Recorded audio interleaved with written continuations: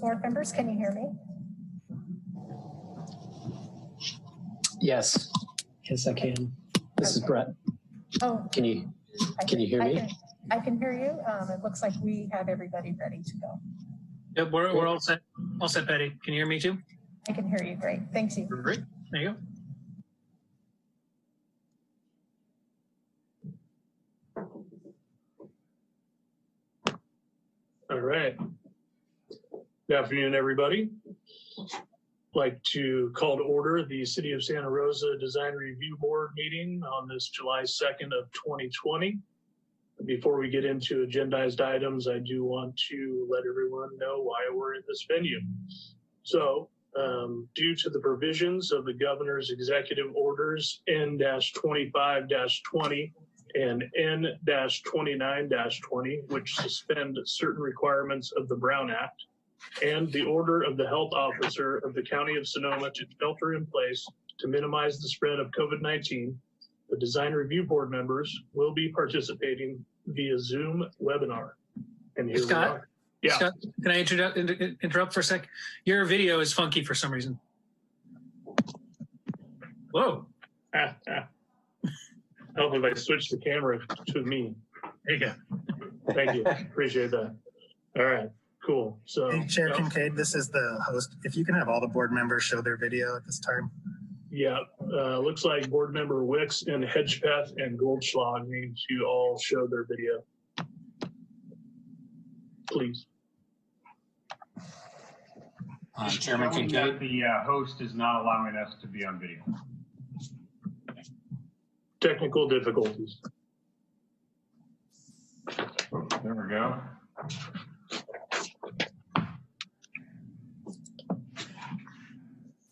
All right, we had permission. I still can't. Haircut okay? All right.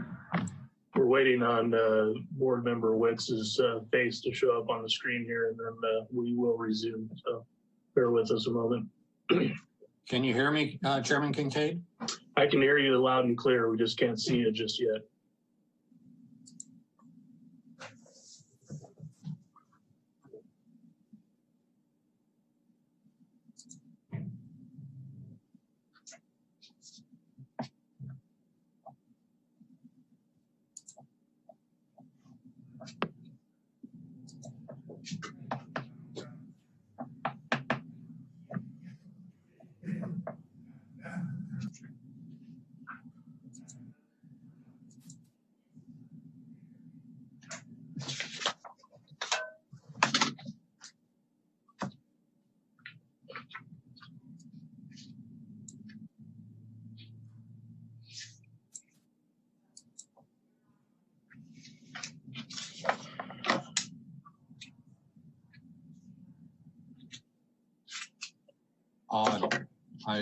It just won't let me start my video. It's got a big slash in the video.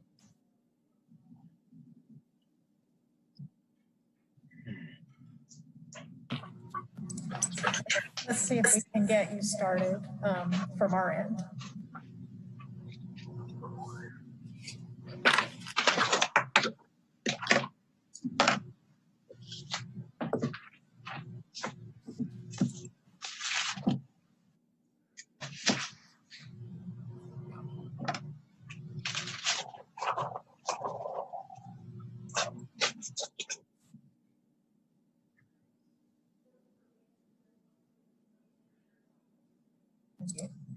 Board member Wicks, could there possibly be something blocking the camera on the computer? No, but let me leave and try to rejoin with the link.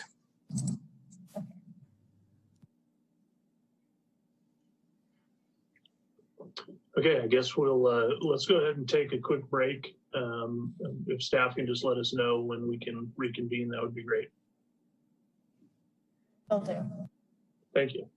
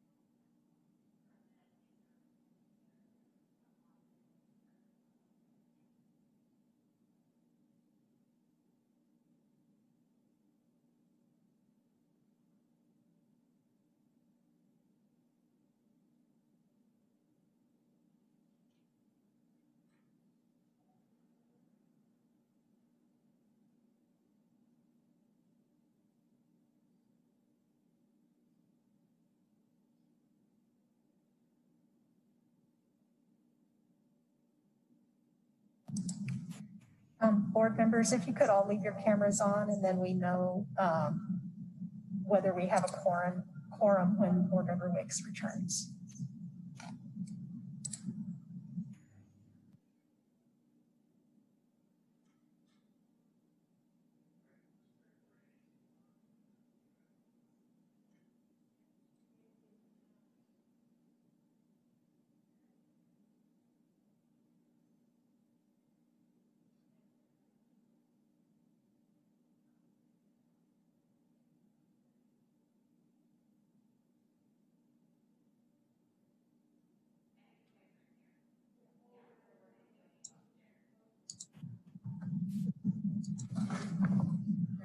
Board Member Wicks, now that you're back available with us, can you test your camera?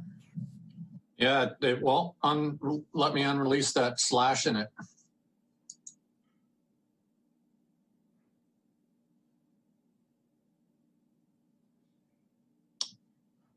And my camera's working fine. I tried it. Had a Zoom call earlier today and a Teams meeting. I'll go ahead and resend you the link and see if a fresh link will help. Thank you.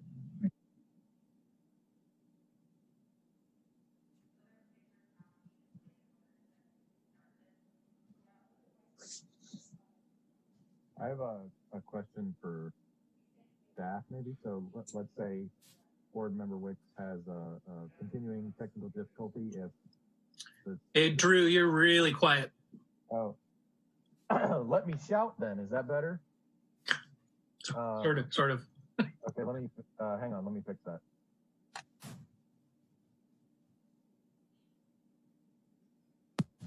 Is this better? Okay, I've got a question for staff. So say Board Member Wicks continues to have a problem. There's still 6 of us present, so we would have a quorum, and I guess we could excuse him based on technical difficulties. Is that correct? Board Member Weigel, this is Bill Rose. Yeah, I think that's correct. We're also checking to see if we can have Board Member Wicks join us just via audio only. So maybe even if we don't get the camera connection, he might still be able to participate. If not, then we will have a quorum, so we certainly can go forward. But we're going to try to get him up on camera here. So be just a few minutes.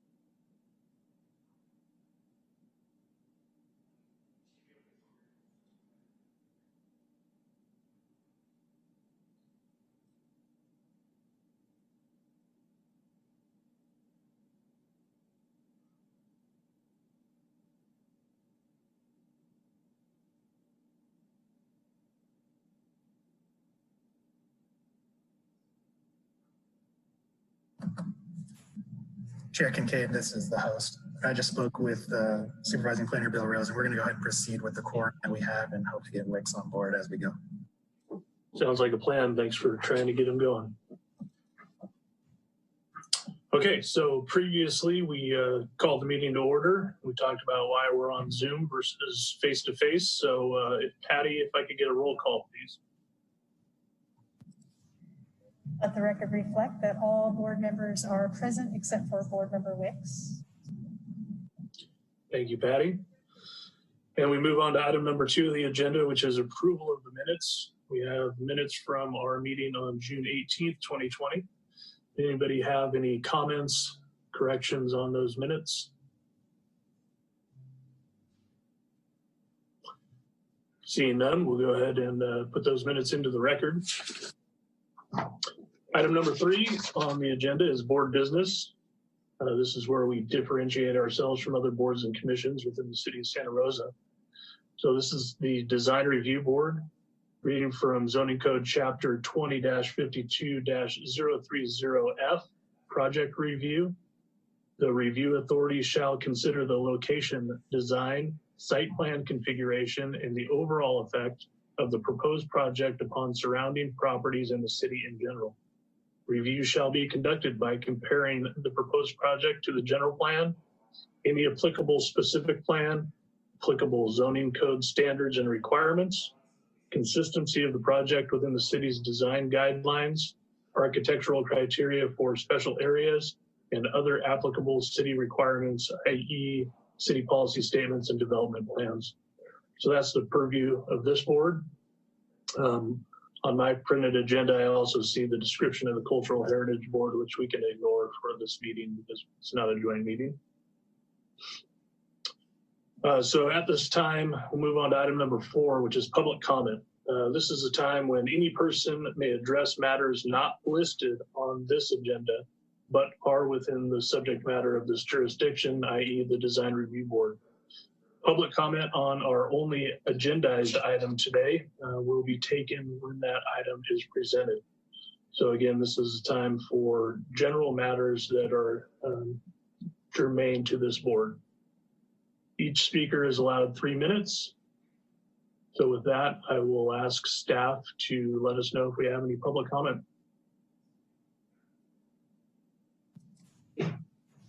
I don't see any raised hands at this time. We'll give it another half a minute or so. Sure, please.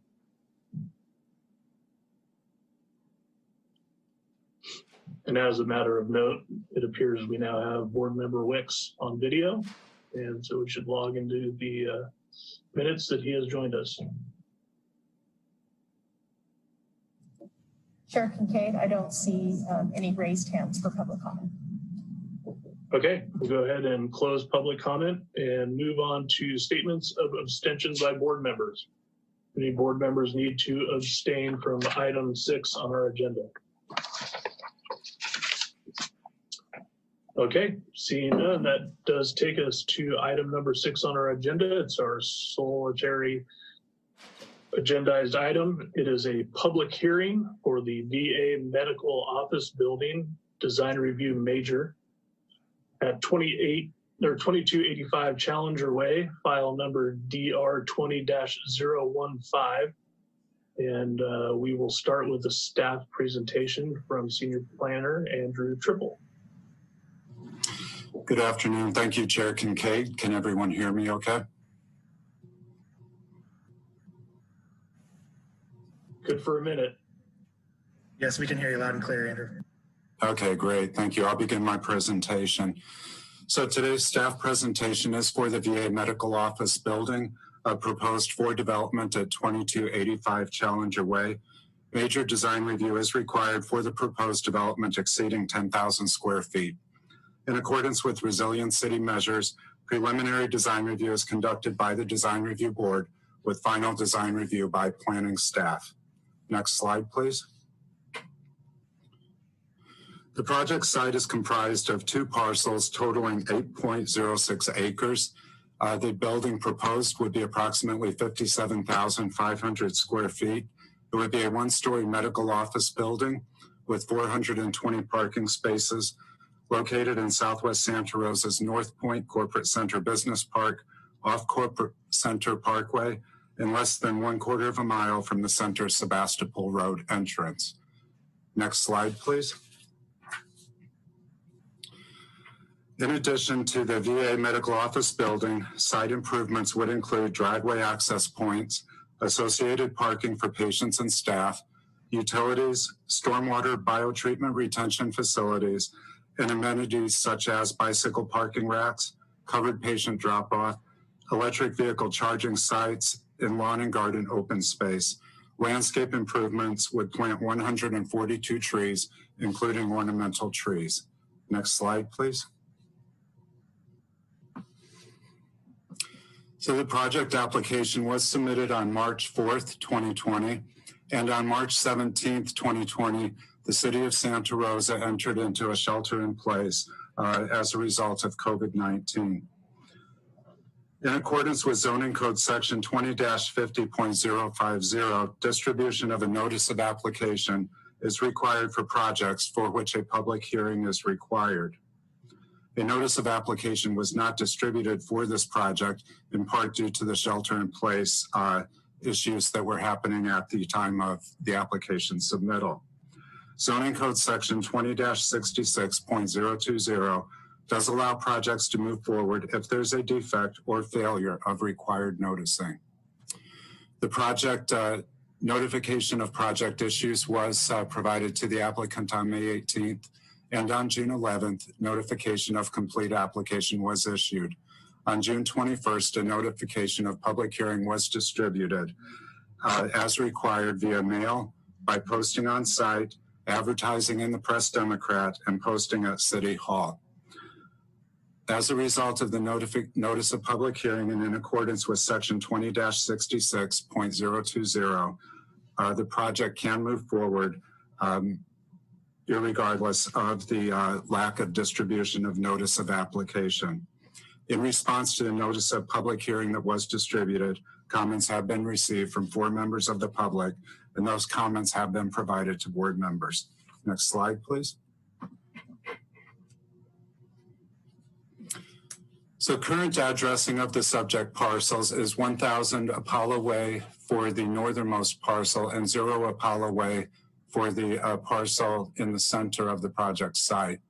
The 1000 Apollo Way parcel address does conflict with existing development on the east side of Apollo Way adjacent to the project site.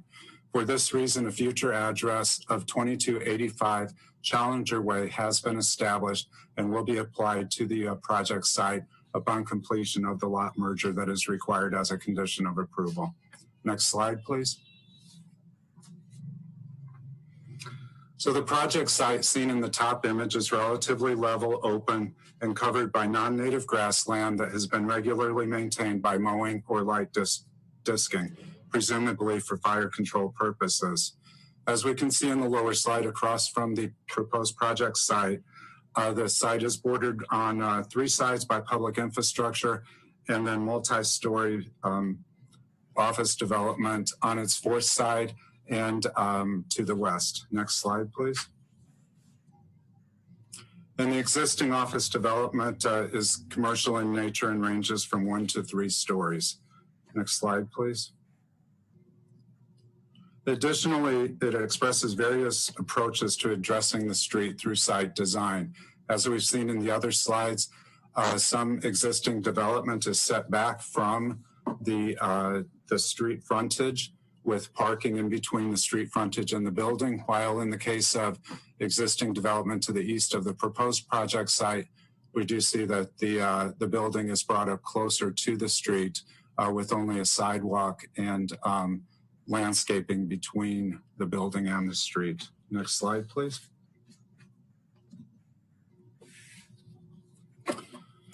The general plan land use designation is business park, which provides for a campus-like environment for a variety of uses, including offices, that do not generate nuisances such as noise, clutter, or noxious emissions. The general plan goals that would be supported by this project include providing a range of commercial services that are easily accessible and attractive, maintaining the economic vitality of business parks and office spaces, maintaining an adequate supply of employment centers, and promoting green building design and low-impact development projects. Next slide, please. Typologically, the business park land use is situated between office and light industry land use designations. Therefore, a more robust mix of land use types can be expected, and this creates an ideal environment for a more intensive medical office use. The VA medical office building would provide new employment opportunities and medical services for Santa Rosa residents, as well as attract patients and visitors from other areas. Its location within proximity to residential neighborhoods and commercial services and retail activity centers would benefit both employees and clinic visitors, and accessibility to the clinic by alternate modes of transportation, especially transit and bicycle, can reduce auto dependence for commuting employees and local visitors to the site. Next slide, please. The project would comply with lot coverage, building height, setback, and other development standards. It meets or exceeds the minimum requirements for vehicle and bicycle parking, as well as bicycle commuter and shower change facilities. We do want to note that the VA agreement requires parking spaces well in excess of local minimum parking requirements, as identified here, where the minimum parking requirement is 200 vehicle parking spaces, and the project proposes 417 vehicle parking spaces. The proposed development would not be detrimental to public health, safety, or welfare, or materially injurious to properties or improvements in the vicinity, in that it complies with all applicable city regulations to ensure public health, safety, and welfare. Next slide, please. Site access and circulation are enhanced by providing 4 vehicular entrances to the site and establishing bicycle and pedestrian connections to surrounding networks. A main access drive and traffic circle for visitors and staff, while a second access point would provide access to staff parking only. Overall, the proposed site supports multimodal access and public transit service supplemented by VA Transit. Required public improvements would include installation of curb and gutter, as well as pedestrian infrastructure along all frontages and at appropriate street crossings. The project would also be required to contribute 9.3% to planned future developments of Highway 12 East Ramp and Stony Point Road intersection, as provided by city staff. Next slide, please. So the proposed site plan and 1-story medical office building reflect the existing building park development pattern, which is characterized by large single or multi-story office type buildings with ample surface parking. The design and layout of the proposed development would not interfere with the use and enjoyment of neighboring existing or future developments. The architectural design incorporates an evidence-based design approach with industry-best architectural practices. The proposed materials and form relate to our local environment, and the architectural details would create human-scale environments and support wayfinding. Next slide, please.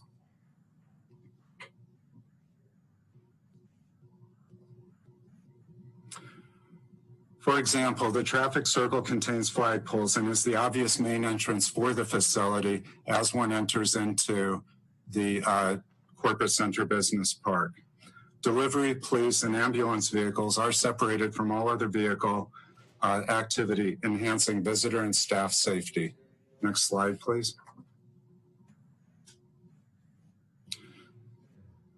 The architectural design aesthetics have been concentrated at the front of the building to enhance the entry facade and patient arrival experience, as well as to signify an entry point to the user or patient and provide an area for unloading that is protected from the weather. Visitor navigation is enhanced by providing a reference point at the center of the building, and the architectural design of the proposed development would be compatible with the character of the surrounding neighborhood, in that an existing varied design aesthetic is additionally enhanced by the proposed design, which incorporates healthcare industry design best practices to express the intended use of the building. Next slide, please.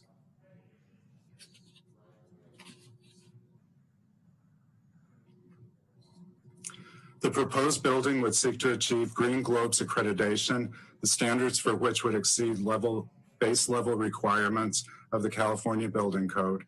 Solar shades and insulated glazing would limit solar heat gain inside the facility. All light fixtures would be LED and all plumbing fixtures would be low flow. The design of the proposed development would provide a desirable environment for its occupants, visiting public, and its neighbors through the appropriate use of materials, texture, and color, and would remain aesthetically appealing and be appropriately maintained. Next slide, please. Because there are no natural features to preserve, proposed landscaping would introduce a significant amount of tree and plant materials to the project site and establish a greater abundance of natural resources to support birds and other wildlife. Site-wide stormwater runoff is managed on site before being discharged into the city's stormwater system. Next slide, please. And the proposed landscaping is regionally appropriate and would minimize the use of water for irrigation purposes. Next slide, please. In addition to responding to the framework findings for approval, the project is consistent with design guidelines for streetscapes, landscaping, and business parks, in that it would create a pleasing environment that encourages pedestrian activity along our streets. It would provide visual enhancement of the site by creating a landscape that complements the architecture. It would develop landscaping that is easily maintained and conserves water. It would design a building for the site that is architecturally compatible with other buildings in the business park, and it would promote energy efficiency. Next slide, please. Additionally, the proposed project does respond to placemaking livability goals of the framework, sustainability goals, and the overall design concept, which requires that it is a thoughtful, integrated design consistent with design guidelines. Next slide, please.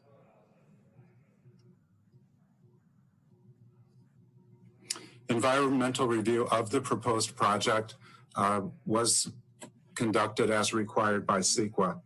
Because the project is consistent with the development density established by existing zoning and general plan policies for which an EIR was certified, the project qualifies for CEQA tiering or streamlining. It would not result in significant impacts not previously identified as significant in that EIR, and no further environmental documents are required in accordance with CEQA guidelines 15183. Additionally, the effects of the project have been addressed in the prior EIR, and no further environmental documents are required in accordance with CEQA guidelines 15168. Next slide, please. During planning review, all issues were resolved. Next slide, please. And at the time of the preparation of this presentation, no public comments had been received. In response to the notice of public hearing, late correspondence was received from 4 persons. Those late correspondence items were provided to the Design Review Board and were posted to the city's website. The comments voice support for the project because it brings veteran services and employment opportunities closer to the city's population center. The use is compatible with other existing business park uses, such as the Kaiser Medical Office Building, and the design is consistent with the design aesthetic of other business park development. A comment was received last evening from North Point Corporate Center Owners Association President Keith Woods and is summarized for the record by planning staff.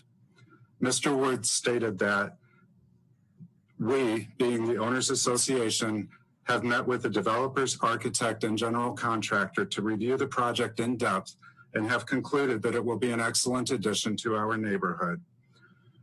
Everyone is committed to making this a showplace building, and in the evaluation of the Owners Association, it will become that. And the Owners Association looks forward to having the structure in the park as it is currently designed, strongly supports this project, and hopes that it will earn your swift approval and support. Next slide, please.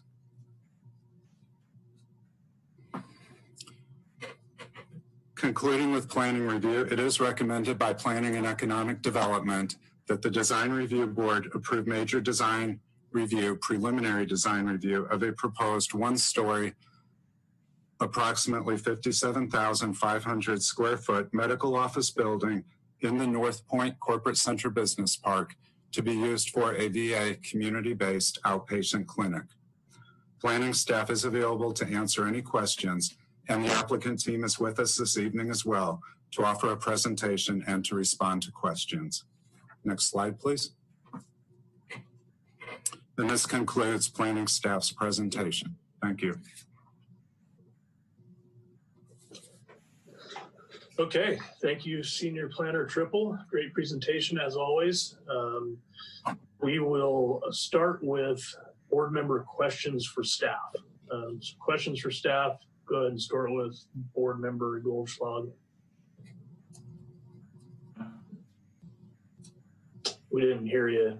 You shook your head. I have none. Thank you. Okay, board member Kordenbrock, any questions? I do not have any questions for staff. Thank you. Thank you. Board member Wagle, any questions for staff? You skipped board member Sharon, but I'm just going up and down and weaving my way through the photos. It's okay. Yeah, I have two questions. And this might be for the applicant because it's about the parking. So zoning requires 200 and then they're providing 417. There's a different VA requirement. What's the minimum VA requirement for a site like this? Thank you. I think that would be best asked of the applicant. We do have a copy of the lease agreement, which does identify the VA requirement for this project. However, how the VA arrives at that minimum requirement, I think would best be answered by the applicant team. Then let's save it for the applicant team. That's no big deal. And then the other question I have, Andrew, is I couldn't find it in the draft resolution, but maybe I wasn't looking hard enough. Where does this stand in terms of planning commission, or does it require any planning commission approval for anything? I think it doesn't require planning commission. Is that correct? That's correct. This is a permitted use at this location. Okay, that's what I thought. I just want to double check. Sure. So, cool. Those are my questions. Thank you. Thank you. Board member Sharon, questions for staff? Drew, thanks for having my back on the order there. That's good. Always nice to know we're on the same team. And no questions for me. Thank you. Thank you. We'll go with board member Hedgepeth next. Any questions? You need to turn your mic on or unmute yourself, as it were. Okay, I was being too curious. No questions for staff. Thank you. Okay, board member Wicks, any questions for staff?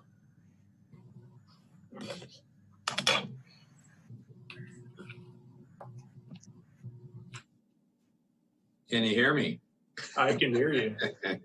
Sorry about my late arrival on video. I learned something new. If you do not exit from, I was on a Teams meeting. I did not exit the meeting. The camera was being used. Still by Teams. So wow. My fault. Thank you, Patty, for helping me troubleshoot. So no, Andrew did a great job on the presentation. I don't have any questions for him. I do of the applicant when it comes their turn. Excellent. And I too had the same parking question, and it sounds like that will be addressed by the applicant. So at this time, we'll go ahead and turn it over to the applicant for their presentation.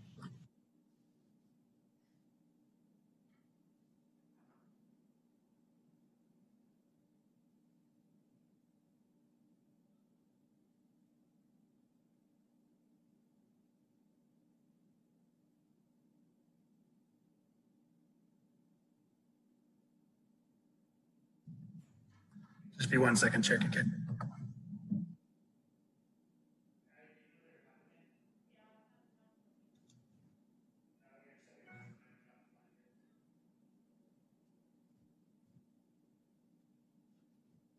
So are we on now? the applicant is on. So I'll just lead it out very quickly. I'm Peter Stanley with Archaeologics. We are the planning consultant on this project, and we have the entire applicant team here. We're going to start off with Josh Hausman, who is the developer of this project. He'll be able to answer board member Weigel's question and Chair Kincaid's question about the parking. But we also have the architect and landscape architect who will be presenting. So Steve Kavanis will come up second and talk about the site, followed by Tyler Depew from Exposio, who will talk about the building. So I'm going to turn it over to Josh Hausman. Everybody hear me? Yes, sir. Great. Yes. Thank you. Just want to thank you so much for having us here tonight. We're here to present our project, the VA Outpatient Clinic. A little bit of background about our company. If you could flip the slide, please. We're just going to go through a brief introduction of the team, and then I'm going to give it over to our civil engineer as well as our architect to go into more in depth about the project. Next slide. JTW Development is our company. We were the team who were lucky enough to win the bid and secure the lease to bring the 57,500 square foot outpatient clinic to our site in Santa Rosa. Our company focuses on federal government office development all over the country. To date, we've completed upwards of $500 million worth of projects. Another major portion of our business is property management, where we manage over 85 buildings, and we've built 7 clinics to date on budget, on time and on budget. And we're currently under construction on 3 other outpatient clinics as well. So as I tell everybody, we don't do apartments one day and multifamily the next. We are strictly involved in developing buildings for the federal government, and we have a wonderful track record of delivering on budget and on time. I just want to make it very, very clear that although my office may be in Chicago, we have a wonderful team here that is a nationwide team, and our company develops nationwide, and we intend to utilize many local subcontractors. We've already been working with the North Coast Builders Exchange to receive bids for our building. So most all the workers on the site will be from Sonoma County and from the Santa Rosa area. Next slide.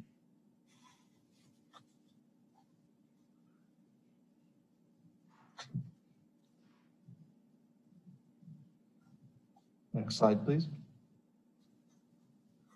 Thank you. Our general contractor is the Ryan Companies. They have offices all over the United States, including one in California. We're in San Diego, where this will be run out of. However, we will have a project superintendent and multiple project personnel from California who will be on site running the project.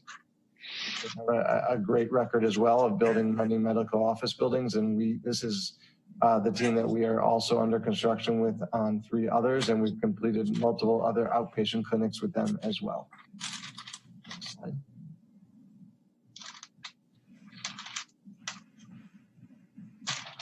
Sorry. Next slide, please. Thank you. Lance Bogio Architects is our architects. They're based out of Denver, and they are also on our team that we have built other VA outpatient clinics with. I'm going to let Tyler Depew speak a little later in the presentation. He could give a pretty brief overview of his firm, but they are a nationally based healthcare architect and with a lot of VA experience as well. Next slide. I'm going to give it over to BC Engineering right now to go into the details of the site. Thanks, Josh. Can everybody hear me clearly?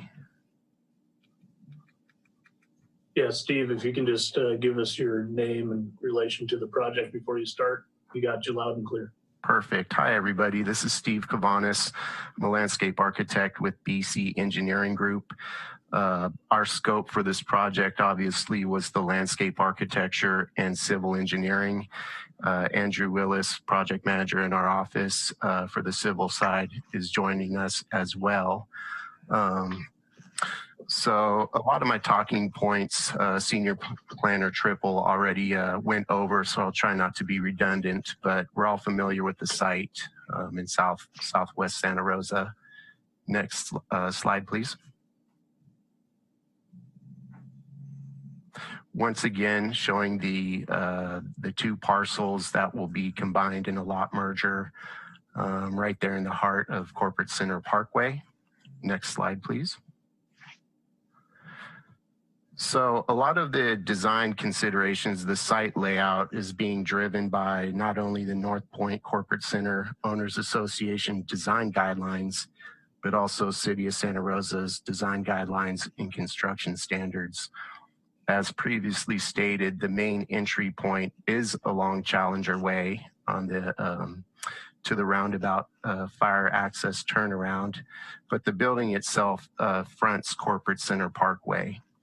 As far as circulation is considered, the area on the north part of this plan is going to be staff parking, and the main parking lot will be for patients and others. We have 12 ADA parking stalls. We've got long-term and short-term parking stalls located at key entry points. On the back side of the building, along Apollo Way, is where trash, deliveries, ambulatory, those sort of deliveries will be happening on that portion of the site. There's ADA compliant pedestrian walkways connecting through the parking lots to the building itself. And per City of Santa Rosa design guidelines and also the Corporate Center's design guidelines, we've incorporated a 5-foot wide perimeter sidewalk around all sides of the property. Currently, from the previous pictures we saw the existing conditions, it's just turf out there that's maintained for about a 20-foot width, and then it's weeds. So this will be a strong improvement for circulation around the site itself.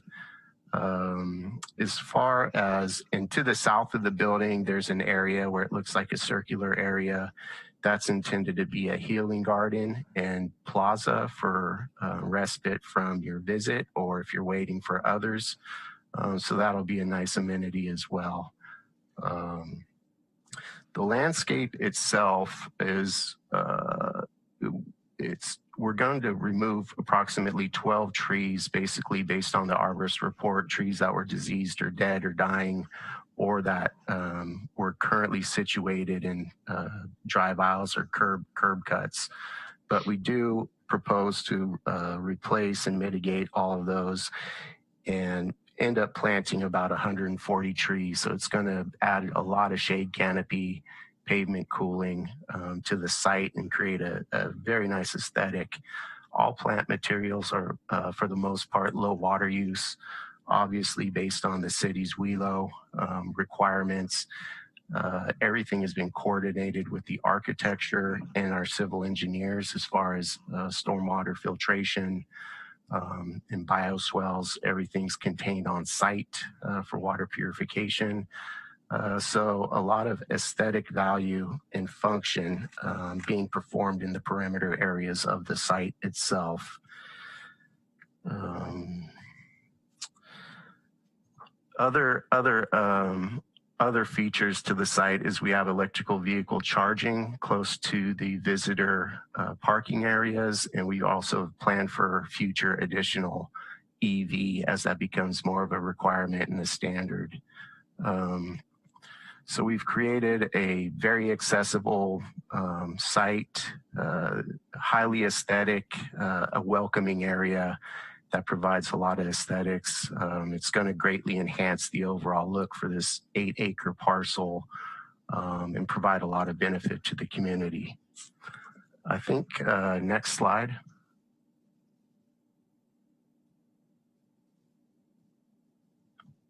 Next slide, please. I'm going to go ahead and hand it off to our architect now, who's going to dive deeper into the details of the building itself. Thanks. Thank you, Steve. This is Tyler Depew, Lance Bozio Architects. Can everybody hear me okay? Yes, sir. We can hear you loud and clear. Thank you. Thank you. Again, Tyler Depew, Associate Principal at Lance Bozio Architects. As Josh mentioned, we are based in Denver, Colorado. This is one of a number of projects that we are currently developing with Josh and his team, as well as the Ryan Company. So we feel we've built a very strong team and going into this project. The team has been working on the project since last October, so we're very excited to be moving into the next phase and being just one step closer to starting construction.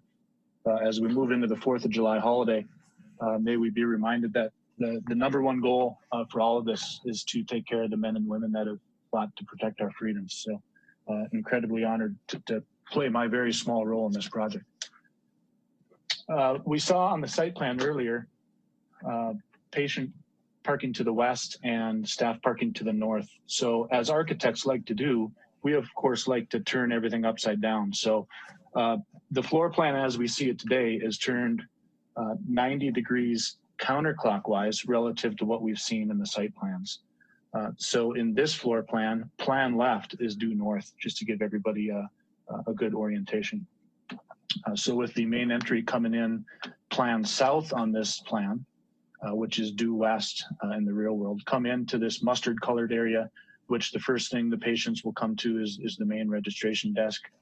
Primary waiting lobby is off to the right with a smaller little sub waiting off to the left. Plan southwest corner of the facility in that purple color is a small little pharmacy. The entire plan left side, which is due north, that red shaded area is the mental health department. The areas we see in the middle of the plan, the blue areas surrounded by the yellow corridors, that is the VA's PACT model, which is a patient-aligned care team. So in this case, you can see we have 2 PACTs, and those staff work areas are lined on all sides with a combination of exam rooms, consult rooms, procedure rooms. As we move east into the plan, you'll see the red area is the 3rd PACT, and that is a specialty care department. You'll see a strip of kind of a lime green. Those are telehealth consult rooms. The right end of the plan, the blue department is the dental department. And continuing on our clockwise rotation here, the other bright green area is the overall radiology department with blood draw and lab next to it. And we end our tour on the southeast corner, which is kind of a little physical therapy kind of workout, not workout space, but physical therapy. So that's the plan in a nutshell. As pointed out by both Mr. Triple and Kavanis, the service area of the facility is plan north in this plan, but due east in the real world. Again, with the main entry plan south in this plan. Next slide, please. Just a couple black and white elevations here before we get into some of the rendered images. Really just trying to show that the design itself has some clean lines, very human scale massing, trying to be respectful of our neighbors to the east and the north. Again, very human scale, clean lines. Next slide, please. The top view in this slide is the north elevation. So all those windows are into the mental health consult rooms, as well as some mental health group therapy rooms. Bottom elevation in this slide is the east elevation. That shaded region you see just left of center, that is the covered, what we're calling the loading zone. It's not a true loading dock. This facility does not operate that way. So that is the covered loading zone with fully screened dumpster enclosure just to the west of that, or to the left of that rather. Next slide, please. Here's a similar view to what we saw in Mr. Triple's presentation. Again, just showing the overall massing of the facility. Very human scale. We feel very warm colors, inviting human scale materiality. just off to the right side of this slide is you'll see the primary entrance to the site coming in off of Challenger Way. You come into that roundabout, you'll see our covered entry canopy for patient drop-off and then directly into the facility. The corner closest to us, just to give you some orientation with our floor plan, that corner closest to us where you see the VA signage on the building, that is the pharmacy corner of the building. And then off to the left here, which is the north facing elevation of the building, that is the mental health department. Again, just to give you a little bit of orientation. Next slide, please. Again, as pointed out by Mr. Triple, all the materials are, we feel, warm and inviting, also very durable. So a combination of a jumbo size brick. In many locations, we have a CMU wainscot on the base just to provide a little more durability. There is some stucco here and there, and directly adjacent to the building entrance, where we have the most impact, we've called for an aluminum. Think of it as like a plank siding material, but it is aluminum with a wood look appearance to it. Next slide, please. Again, another closer up view of our overall drop-off, patient drop-off at the roundabout coming in off the Challenger Way. Again, we feel very, very human scale, very welcoming, warm and durable materiality throughout the facility. You'll see here the concentration of the aluminum material here at the main patient entry. Next slide, please.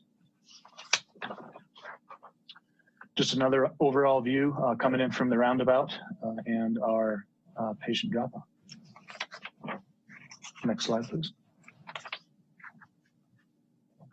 And finishing, this is just a general concept of the primary waiting area. Very transparent, very open, lots of daylight. Again, just like the outside, the inside is utilizing warm materials, durable materials, just for a very warm and welcoming kind of overall feel for our veterans. Next slide. That concludes the design team's presentation. I open it up for questions from the board. Excellent. Thank you to the design team for your great presentation. We'll go ahead and take board question. Well, why don't we go ahead and open up public comment first, and then we'll take board Chair questions. Kincaid? Yeah. Could there was a question that came from board member Waco, and parking. Yeah, I think Josh is going to answer that. So before we go to public comment. Sounds great. Thank you, Mr. Stanley. Sure. Can everybody hear me? So the VA it establishes their requirements for square footage and parking at the national level. It is very, very, very typical that they do tend to overpark. The minimum requirements for parking were 400 parking spots. Due to the layout of the site, that's how we came to 417. It is, we're developing other VA clinics of 80,000 square feet where we're putting in 500 parking spots. So it is extremely, extremely common. I believe it's just for them to, this is a 20-year lease, that they want to be sure that they're not going to, be underparked essentially. And looking at the staff and patients that come here, it's just, it's a safety measure on their end. Excellent. Thank you very much for that explanation. Any other comments from the design team before I move into public comment? Are you talking about questions or comments? Just from the design team, then we'll go in public comment, then we'll have comments from the board members or questions. Yeah, Chair Kincaid, we're through with our presentation. Wonderful, thank you. Okay, at this time, I would like to open up this scheduled item number 6 for public comment. And I will ask staff to alert us to any public comments from the public. Chair Kincaid, it looks like we have one hand raised. It's coming from a phone, so I'm not sure the name, but I'm going to go ahead and speak. Great. Can you hear me, caller?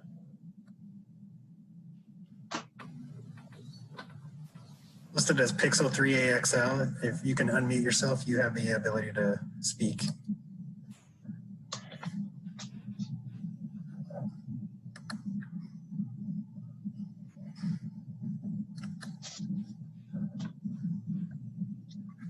I'm sorry, can you hear me now? Yes, we can, loud and clear. I apologize. My name is Cindy Crowder, and I live on Fifth Circle, right next to this business area, and I'm very pleased, my family, to have a building. And I do have a few questions, and then allow whomever needs to answer. I can hear specific hours. What are the hours of the office? Will there be an emergency section, emergency entrance as well? In the parking area, I have a number of concerns. I don't see solar panels for shade as well as energy.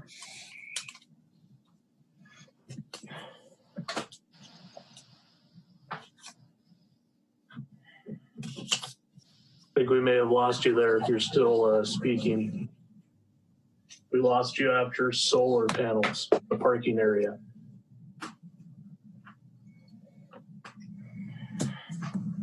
Yeah, if we can, I'm going to pause the timer real quick. Looks like we lost them. I've re-given permission to speak. Okay.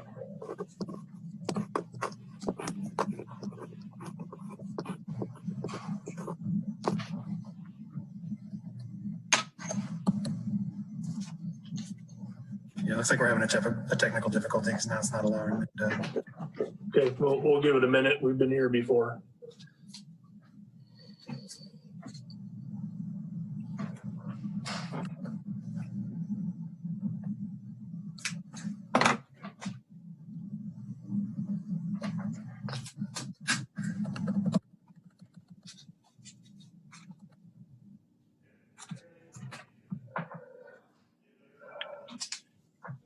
Chair Kincaid, she was coming across very jumbled and jarbled on my end. Was she speaking clearly on everybody else's end? It could just be my connection. No, it was jumbled. I had Okay. I picked up the main points. I was about ready to pause her and see if she could turn her. I think she was on phone and maybe watching as well. So. Okay, thank you. Yep.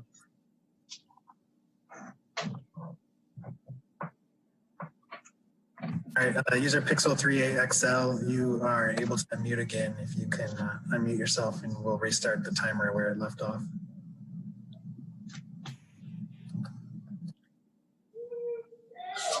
I'm sorry, did you need me to repeat? Was I not coming through well?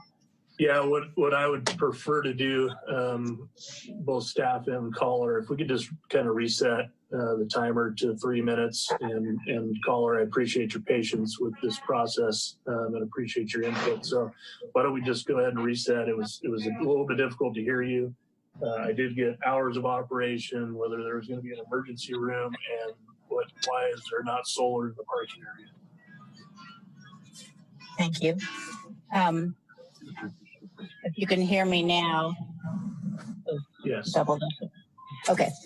You were correct on those particular questions. My other question is 12 ADA parking spots does not seem enough for our VA friends. I think that we need a great deal more than that. And I have a question as to whether this is a office versus hospital. And if it is hospital, where people might be staying, should we have RV parking for family members?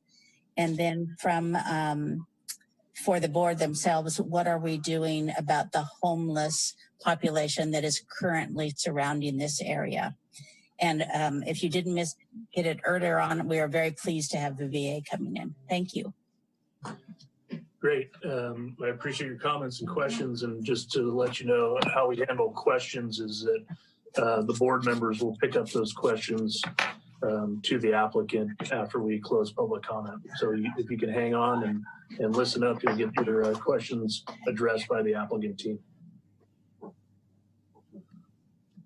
Sure. At this time, we don't have anyone else raising their hands. Okay. We'll give it 30 more seconds and then we'll close it out.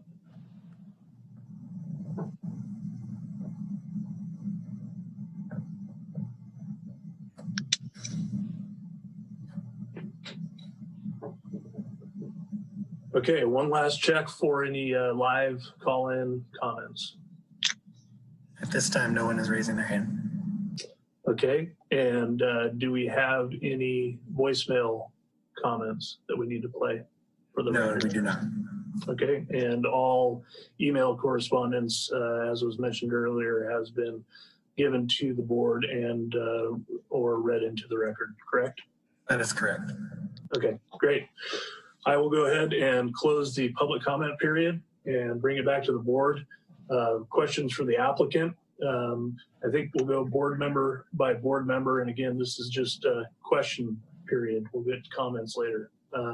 So let's start out with board member Goldschlag. Questions for the applicant.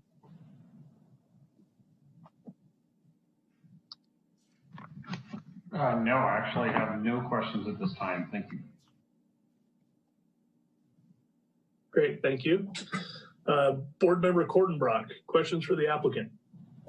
Yes, thank you. I have a few. Appreciate the presentation and great use here. One of the things I was curious about actually is what kind of gap, I guess, are you filling in terms of the need in the North Bay area with this kind of facility? What kind of, how many people are anticipated to be there to use the facility, and where's the next closest, I guess, facility of a similar nature?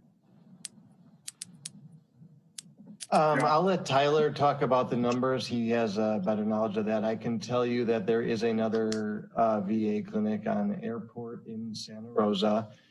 This clinic will be enhanced uses and a much bigger footprint. They are still going to keep that over there, and that will be ophthalmology and audiology only. So how the VA works, it's a hub and spoke model. So this is the San Francisco Medical Center is the main VA medical center, and there are offshoots, which are these outpatient clinics. So they do they're geographically based upon the veteran population and the need for care. Most recently, in the past couple of years, there's been some mandates passed that they don't want the veteran to have to drive per se more than 30 minutes for primary care. And obviously, this Santa Rosa facility will fulfill that need and also add enhanced services that they won't need to go to San Francisco for. Okay. No, that's great. I think that answers the question. Let's see. I think the first part of that question had to deal with patient count or expected patient count. Is that what I remember? Yeah, I'm just I was curious as how many people are going to be served as part of this. So some of the numbers we were being told back when we were doing some of the site requirements was upwards of 800 patients a day could be expected at this facility. Mm-hmm. And then I think the public comment kind of had me thinking about a few things, and that was related to overnight parking and things like that, and families. I don't know if now's I guess since we have the same kind of interest or question, just curious about how that's managed, especially with the amount of parking or the large parking lot that is there. And are there overnight restrictions and things like that are usually part of the VA agreement and property agreement? So just want to be clear, this is not a hospital. There are no overnight stays. These are normal working hours, whatever, 8 to 5, 8 to 6, they do have the ability to open a half day on Saturdays at a future date if needed. There will be site security and, obviously cameras, and the VA police will have a presence at the building. So, we're going to try to limit the overnight parking. We don't want the overnight parking, and obviously we do have some issues in the corporate park now that everybody knows about. But I just want to make it clear: there's no overnight stays, and we're not a hospital. Great. And then let's see. I was also curious about and maybe this is also for staff, but more maybe for the applicant right now. But I was wondering about some of the CalGreen requirements and things like that. Is the VA or this entity in any way exempt from any? I guess, is there a different playbook or a different rule book aside from land use and such? No, not at all. It's a privately owned building with the federal government as the tenant. So we are a full tax paying participant. We have to adhere to all the standards that are set forth within your requirements or in regulations with the city of Santa Rosa and California. Yeah, that's great. That's perfect.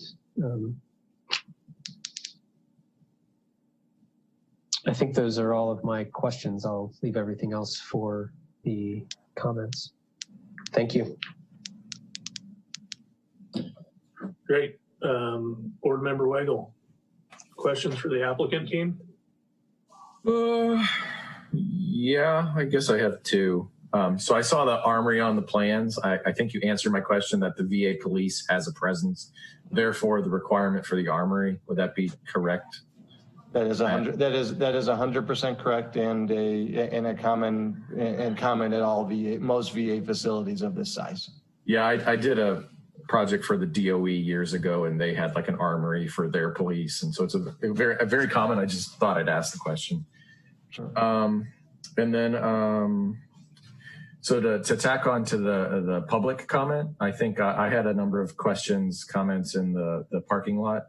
And so I guess my question is, so a lot of the discussion right now in California is about carbon reduction or use of renewable energy, things like that.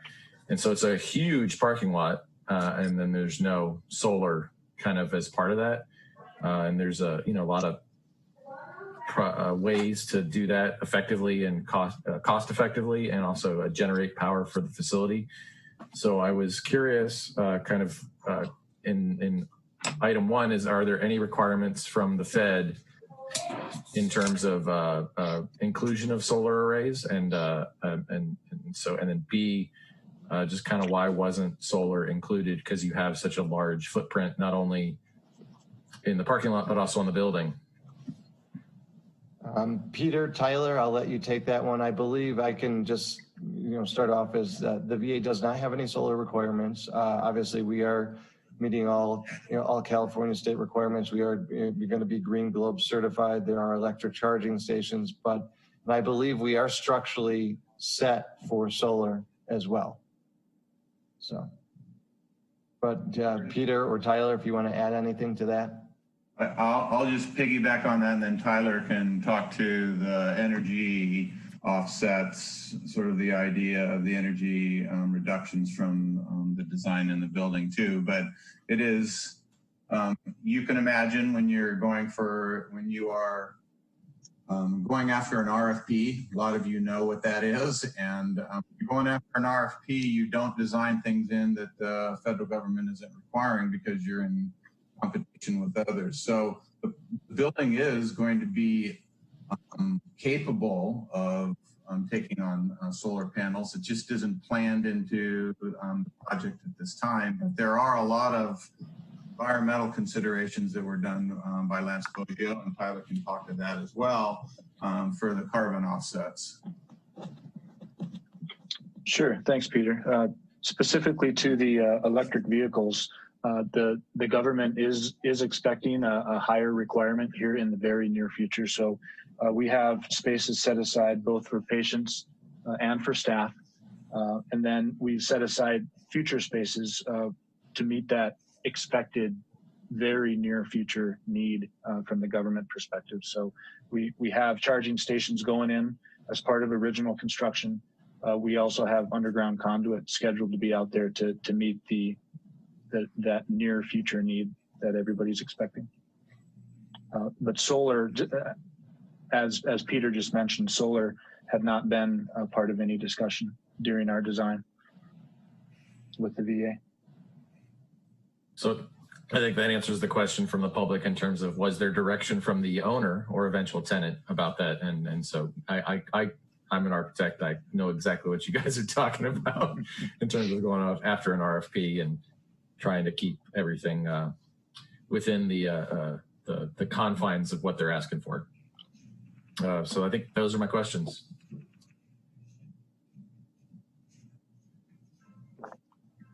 Thank you, Board Member Wiggle.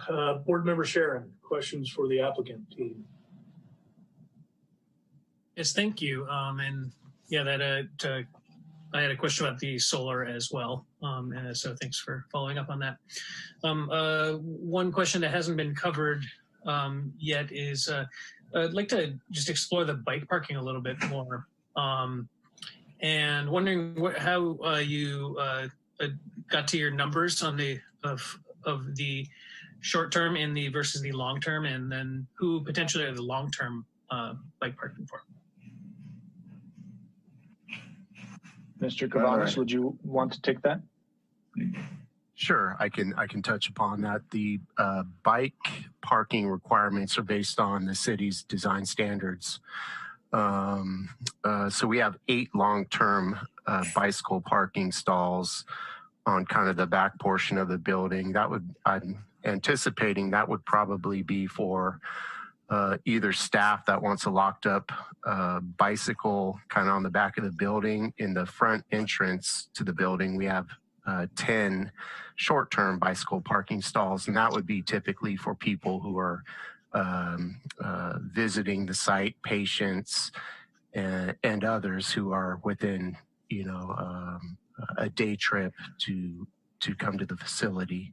So those numbers are based on the city standards, which we have met. I think we're a couple bikes over what the city actually required. And I would anticipate, like I said, probably longer term would be, even if it's not longer term, it's just to have a secure facility to use to lock up your bike in a protected area. Okay, great. Yeah, I appreciate including the bike lockers. That's great. And yeah, I understand of meeting the design guidelines, so bravo on that. The 10 and then the five bikes near the employee entrance in the north end, and then the 10 near the main entrance. The 10 it seemed a bit small. I know it hits the guidelines, but for especially outpatient, and up to 800 patients a day, is nice to hear those numbers as well of what you're expecting for capacity. I could see wanting to have more capacity for short-term bikes. But Steve, thanks for addressing that. Absolutely. Thank you. Yeah. And I think that covers my questions that have not been covered yet. So thank you.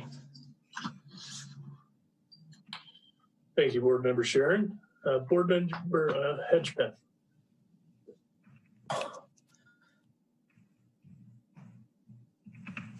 There you go. Yeah, this is just a quick one for Tyler. Excellent presentation. On this aluminum material I see it does go to the ground. I know we work with gauges with like steel, and with aluminum, it's mils and thicknesses. I was just wondering, are we at least maybe an 1/8 inch thick in some kind of a slatted? Do these things slide together, and can they handle that kind of durability, a little bit of heft in the thickness of said aluminum? That's the question. Yeah, of course. The sample that I'm holding in my hand currently, I would say has quite some heft to it. I wouldn't say it's quite an 1/8 of an inch, but it's well over a 1/16. I would say 0 chance of any oil canning on this type of product. So the product name itself is Alumaboard. It's made by Rollfab Metals. So if I described it earlier as like a lap siding, it's probably better described as almost like a half lap ship lap. So the panels certainly engage themselves, and that's how they get their water tightness. But very stout product. I'm even having a hard time trying to bend it. So quite hefty. Thank you, Tyler. Sounds like a great answer. That's all. Okay. Board Member Wicks, questions for the applicant team. Yes, a few. The first one is for Tyler as well. In your presentation, I'd like the next to last slide at the curved drop-off area. We could pull that up. Yeah, it'll be 1 second. You said the applicant presentation and staff presentation. Well, I'm going to need you to bounce between the two of them. The program only lets us do one at a time, so I'll pull up the staff one first. Okay. But going back and forth isn't a capability we have. We can, it just takes a second. Okay.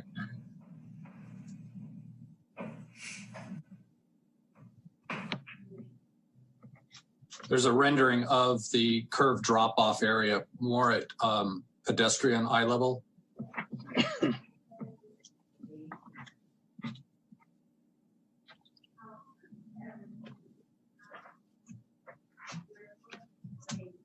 Planner triple, if you know which slide that is. It's slide 14.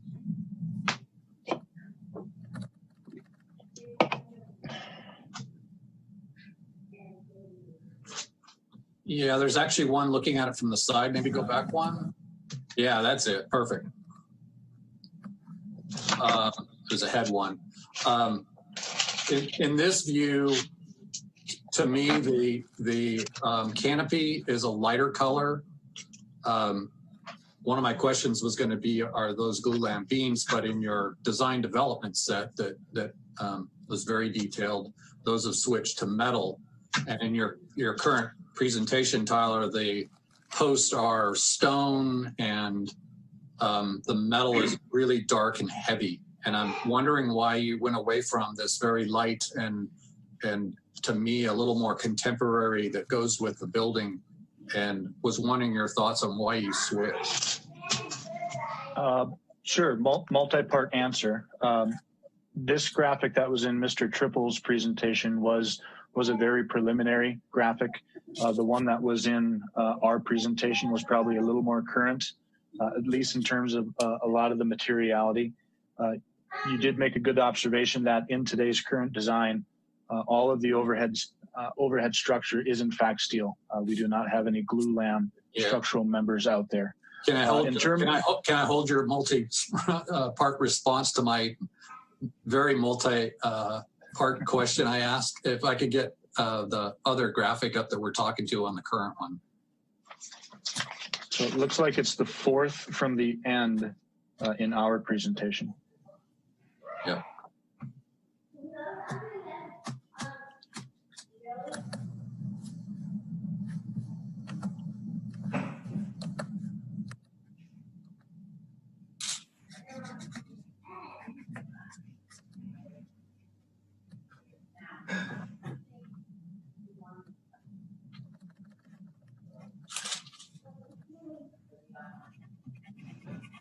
Perfect. That looks like it. Yeah. So this is more accurate in terms of the overhead structural systems. It is all structural steel. The column bases themselves, you can see it's the jumbo brick. What you maybe picked up as stone at the base, that's actually a split face CMU veneer, of course, meant to be a more cost-effective look of a rough cut stone. In terms of the coloring of the overhead structure, that's probably just artistic freedom from my rendering team as we were putting these together earlier this week. I would agree that we would paint the overhead structure much lighter and brighter than what we see in the exhibit on the screen right now. Okay, great. The parking, we got sort of an answer that it needed to be 400 or more. Is that the answer to the required amount of parking that VA is requiring, or is it correct? That is correct. So there's some wiggle room for 20 spots to potentially change to landscaping fingers. The 17 parking spots were utilized based upon intense site designs with DC engineering and also our architect and working with the VA as well. Okay, because our design guidelines call for a tree finger every X number of parking spots, and there's a couple areas where I don't see that happening. So I'll let some of the other board members chime in on that. But last question is the lighting diagram in your photometrics. I couldn't find a height for the lighting poles. Is anybody on your team able to answer how high those poles are? Or do they cap out at the 16-foot max the city allows?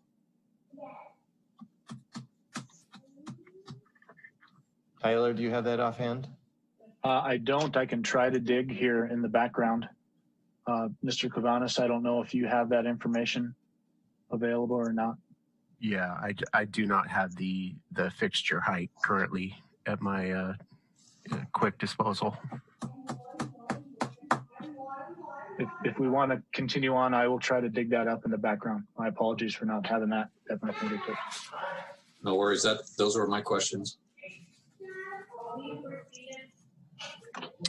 Great. Thank you, Board Member Wicks. While the applicant team is looking for the light standard heights for parking lot lighting, I think that it was touched on, but maybe not 100% answered. One of the questions that the public comment had was regarding the ADA stalls, and they're maybe not as adequate enough for the intended use. I believe there's 12 ADA stalls, so if the applicant team just wants to kind of address why not more, that'd be great. Yeah, I can touch on that. This is Tyler Depew. Update on the counts is due south of our roundabout, there's a total of 11 accessible spaces directly up against the building. North of the roundabout, there are 7 more. So that would be a total of 18 that are available for patients. Up in the north staff parking lot, there are another 9 accessible spaces that are directly adjacent to the building. So 18 for patient use and 9 for staff use.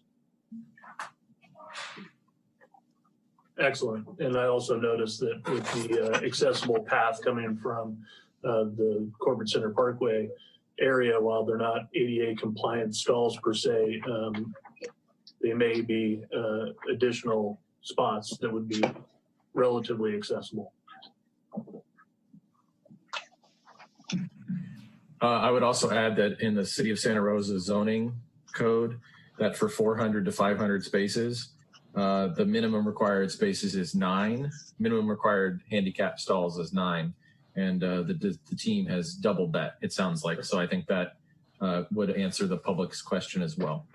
Yeah, and it also dovetails to the doubling of the required normal parking spaces. So as a ratio, it appears that it would be adequate as well. I'll just address one of the other questions that the caller had. Probably doesn't need to be addressed by the applicant team any further than it has been already with the undesirable, overnight parking and will be policed by management and staff. But the homeless issue is a city issue. As much as the business park has tried to not have them there, it's really a city issue, and so that'll continue to lie with the city in that regard. I think we kind of touched on all the other questions that the caller had. So has the applicant team found the height of the light standard yet? I continue to dig, but I'm not finding yet. My apologies to the board. I can get input from my electrical engineer, and maybe through Mr. Stanley, I can get you that information. Yeah, I think we can, when we're back into comments from board members, I think the way maybe we can handle it, Board Member Wicks, if you're all right with this, is that, per the city standards, it can't exceed 16 feet. And so I see that in the Exhibit A, I believe, or in the resolution document. So if you'd like to see something shorter than that, then okay, cool. Okay, so any other questions before we move on to board member comments? All right, I don't see anybody with questions. So the way our board works is that we start out with a motion.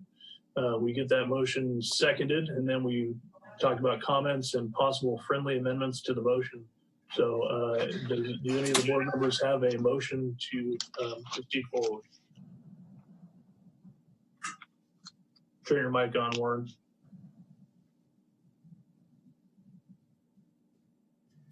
I'll do it since Warren's having trouble. I move to I move to grant, I guess we would do preliminary. Preliminary, yeah. Yeah, okay.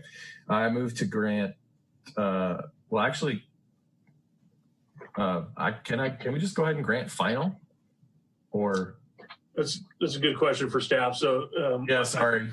I think that why don't we handle it this way, if you don't mind, Board Member Wagle. Why don't we go ahead, if you're going to make the motion to the approval of preliminary review, go ahead and start there. And in our friendlies, we'll get to whether we can determine final or if that really needs to sit with staff. Sounds good to me. So okay.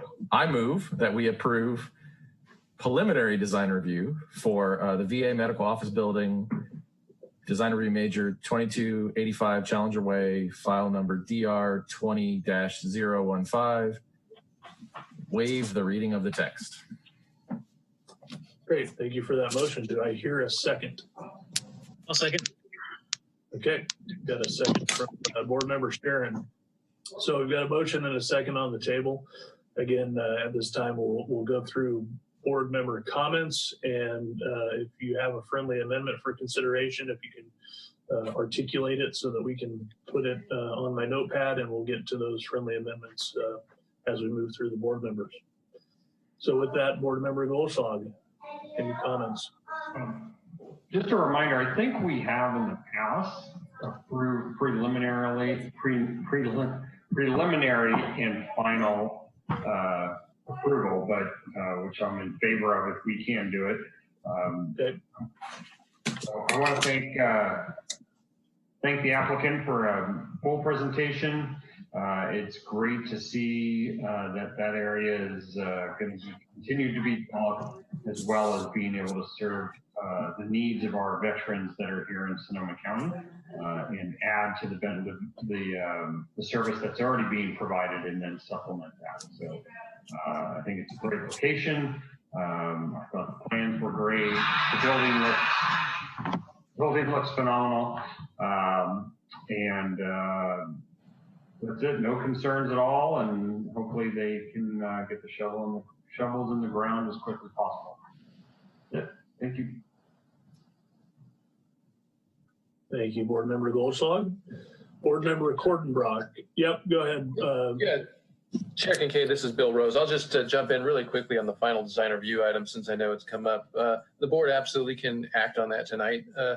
The only distinctions on that is we've deferred final on the housing projects. That can go back to staff. And then the only other instance where it comes up is if you still have a land use entitlement that is required, then you'd have to do preliminary, go get the land use entitlement like a use permit, and then final can be granted. Since that's not the case, the board can act on everything tonight. Great, thank you for the clarification. We'll continue to move through here, and I think, again, we'll just handle that as a friendly amendment as we see fit. Board Member Kortenbrock. Sure, thank you.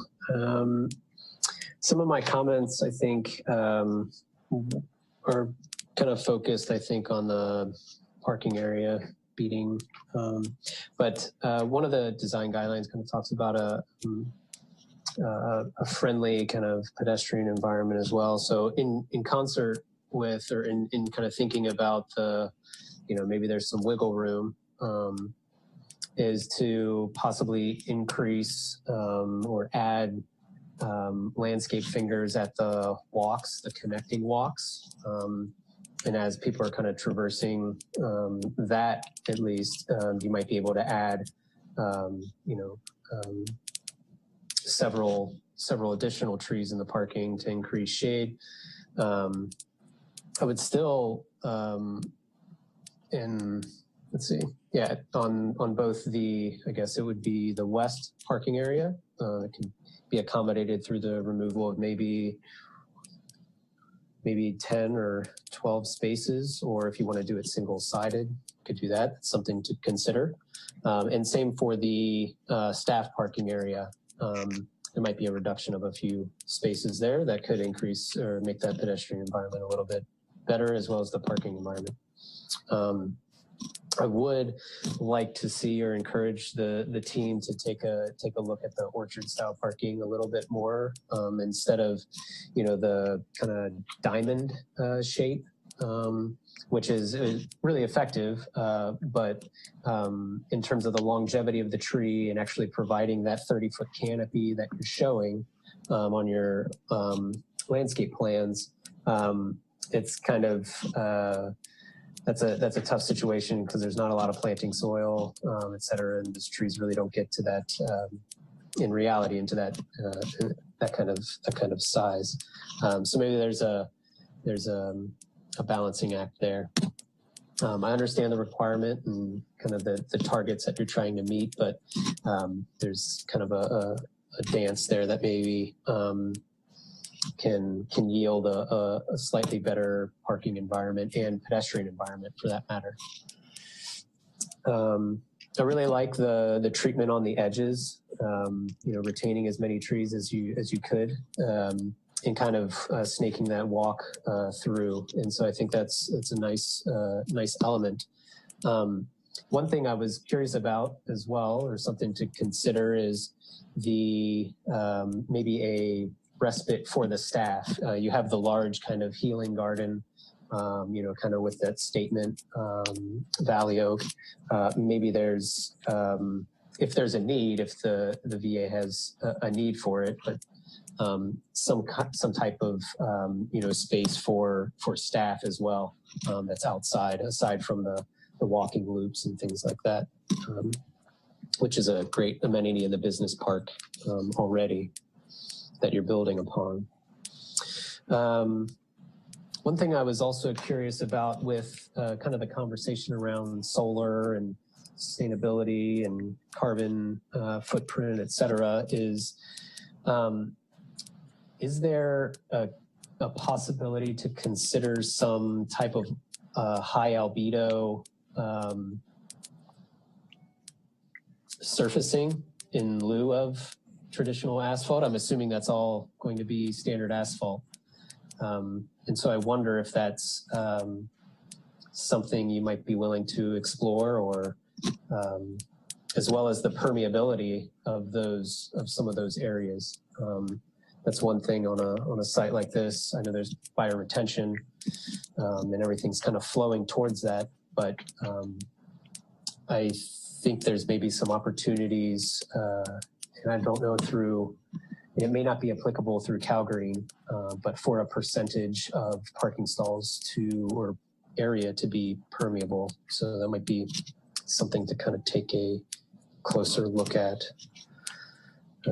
Or if you know that off the top of the head, you can certainly speak to that.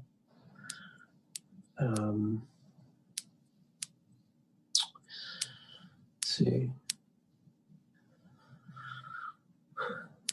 I think that's, and then the lighting was already brought up about the 16 feet, just trying to keep those slow as well. So yeah, I think those are my, my comments, and thank you. Thank you, Board Member Kortenbrock. Board Member Wagle, comments? Yeah, I want to reiterate Brett's comments on the orchard style parking, and just for the record, it's design guideline 4.2-2.B.1, and it's one finger for every 5 spaces. So I just wanted to put that in there. I also had the same comment. I think what Brett, didn't touch on that I was scratching my head about a little bit is if we don't have to bring up the applicant presentation, but it might be helpful, is essentially I understand the rhythm, I think, that Steve has created, kind of like with the diamonds and the trees, and then a planter strip, and then the diamonds and the trees and a planter strip. I just think it needs to be like, I'd be willing to forego the 1 every 5 fingers thing if we had tree, right? Does that make sense? Yeah, they had it in, it was in, I think, the architect's site plan. Yeah, did I miss that? Oh no, it's A100. But in the I think plan, yeah. Correct. And then on the landscape plan, they've gone to bioretention in those areas. So those are, I think I can let them respond, but that's just, I think that's just something to think about. It looks like there was bioretention maybe on A100 with the addition of the trees. I don't know, just something to look at. And then my only other comment, if my iPad will cooperate, was I really like the design of the building. I think it's great. But the jumbo brick, I think the color is just like a little too close to the stucco color, whereas everything else is just a nice balance of a warm palette. It just feels a little, and that could just be the rendering, and because since I don't have like a physical sample to hold up and look at, but just the rendering, it seems to kind of smush together the color of the jumbo brick and the stucco. And then I would say that if we add a condition to the project about I'd like to have a condition on the project like Henry was talking about, and to say like consider a light color on the entry steel or something like that. But again, great project. I was asking about granting final. I think the project set is in a really great place. You've provided all the information that would be needed for final. And so I wanted to do that. I just had that question. It's been so long since we've just straight up granted a final. My head couldn't remember how to do that. So those are my comments. Thanks very much to the applicant team. Thank you, Board Member Wagle. Wow, now my camera just all shuffled on me. Oh, wait, I did forget something. I'm sorry. It was down here. It was below my thing. I apologize. Metal sunshades on the southeast and west elevations above the windows. Considered. That is all. You said south and east?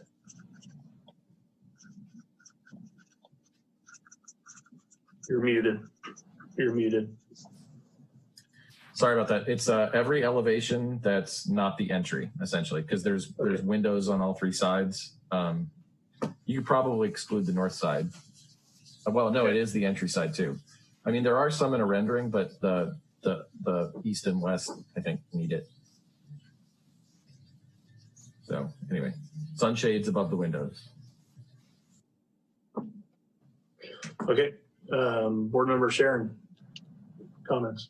Hey, thank you. And thank you, Planner Triple, for a great presentation and package for us. And thanks to the applicants for a great project and for wanting to build it here and in this location, and for bringing us a really complete package as well. As other people have said on the board, it's in a really good spot, and it's pretty positive at this point. Just a couple of comments. I will echo and try not to beat the horse for the orchard style parking, and seeing somehow to break up the parking lot a bit, the parking spaces. I think both Brett and Drew had some really good points on that. Something to consider. Also, Brett's idea about the landscape planters along the pathways, to soften those would be really great. This is it's a nice big flat open site, but in that sense also it's getting blasted by sunlight. So anything that we can do to soften it will be appreciated, I think, by the staff and the patients. Along that vein, I think that I really appreciate the serpentine sidewalk addition that you're having along the exterior of the site. I think that's a well-designed and well-thought-out addition. So I do appreciate that, especially in this type of corporate center parkway area. I'd like to come back to the bike parking and see if there's a way to think about getting some more of the short-term bike parking in there. Of course, not wanting to have a sea of parking right next to the entrance, but I do think that 10 bikes could be a bit small. So something to consider is trying to figure out some way to squeeze in some more bikes in that main entrance area. To come back to the trees a bit, I think you have to soften up the parking lot. You also have one tree species throughout most of the parking with the Ulmus parviflorus, and I think of some way of thinking about of breaking that up as well, breaking up the monoculture. Of course, they're a great street tree and great parking lot tree, nothing wrong there at all.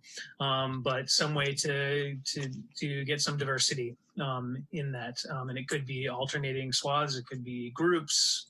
I'd definitely leave it in your capable design hands to think about it. So something to think about that. And I guess it is a bit of a question, but I wonder too, with the tree choices, I have a bit of a hobby horse with seeing pistache and crepe myrtle in most projects. I definitely understand the pros there. There are many pros to using them, but also I like to encourage creative thought of different species to ones that are used a lot. That may be also, you mentioned that the corporate center has design guidelines as well, and I wonder if that is part of some of that choice. So I can just get a quick answer to that. Does the corporate center have the specific design guidelines of tree species to choose? Yes, absolutely. And it's also based upon what's currently out there, which is the pistache and those kind of typical City of Santa Rosa street trees we see everywhere. I thought that might be the answer, but I always got to hope that we can think about other things. And I appreciate the effort for creativity. I look for that in every project as well. Oh yeah, I'm sure. Thank you for that. Thanks for the answer.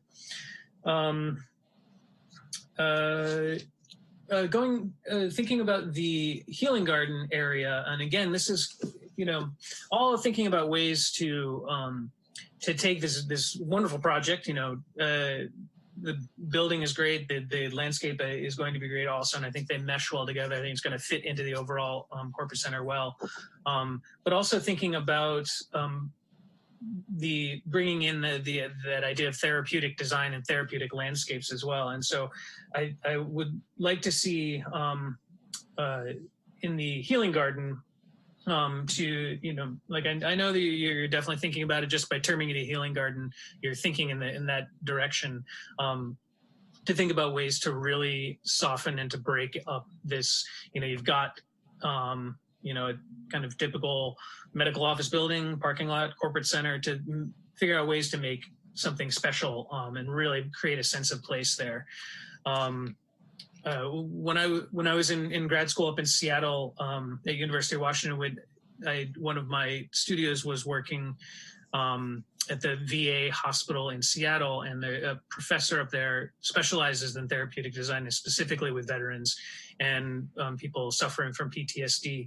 And one thing that he tried to do, and that we did in the studio, was to really look at providing spaces that create that idea of refuge, to give a place for rest. This is a space where people might be getting bad news, or they're dealing with really difficult things. And so to have that healing garden area to be as protected and welcoming as possible. The idea of protection is very important to this population.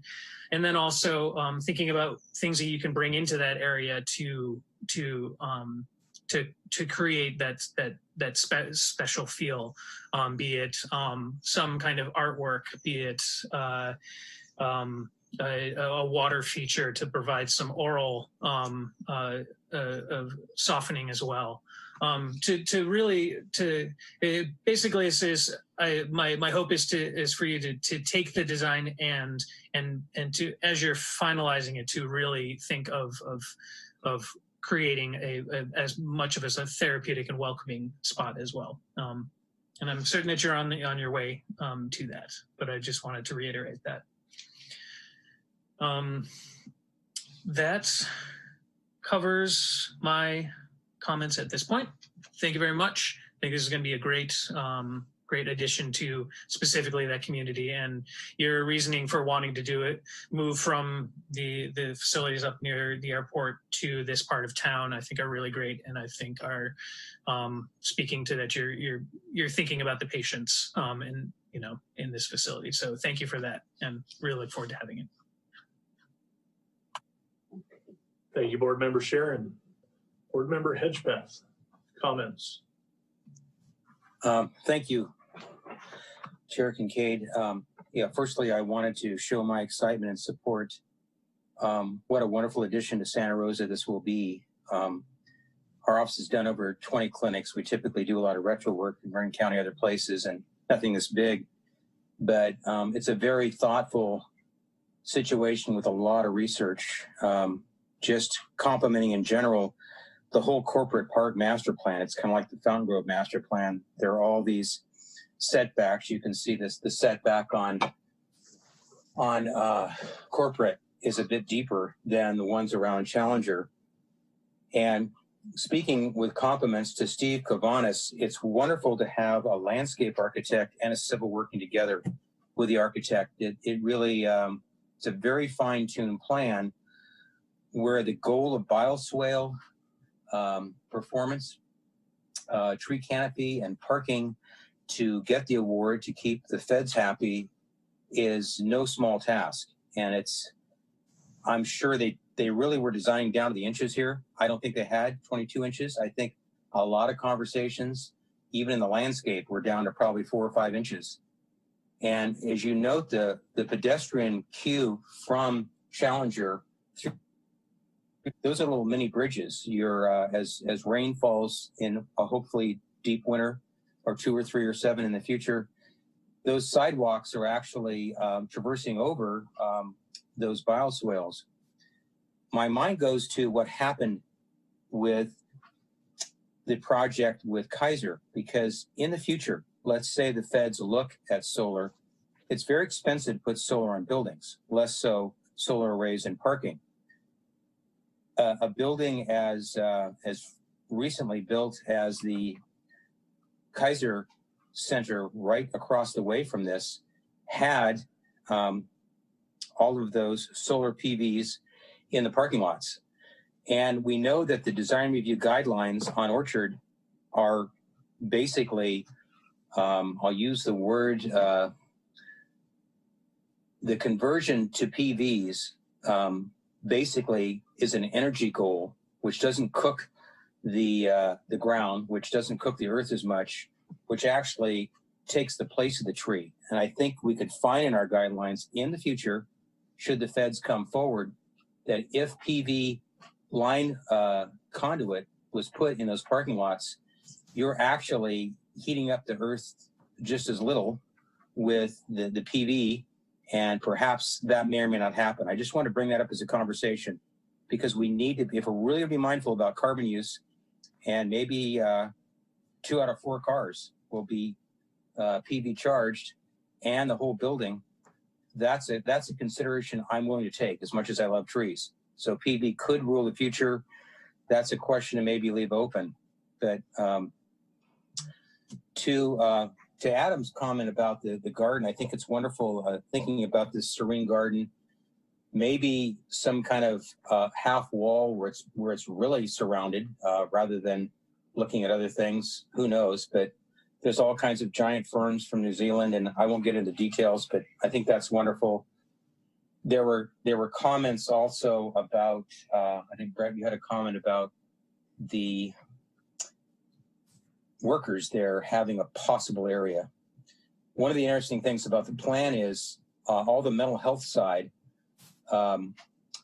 is a tender conversation.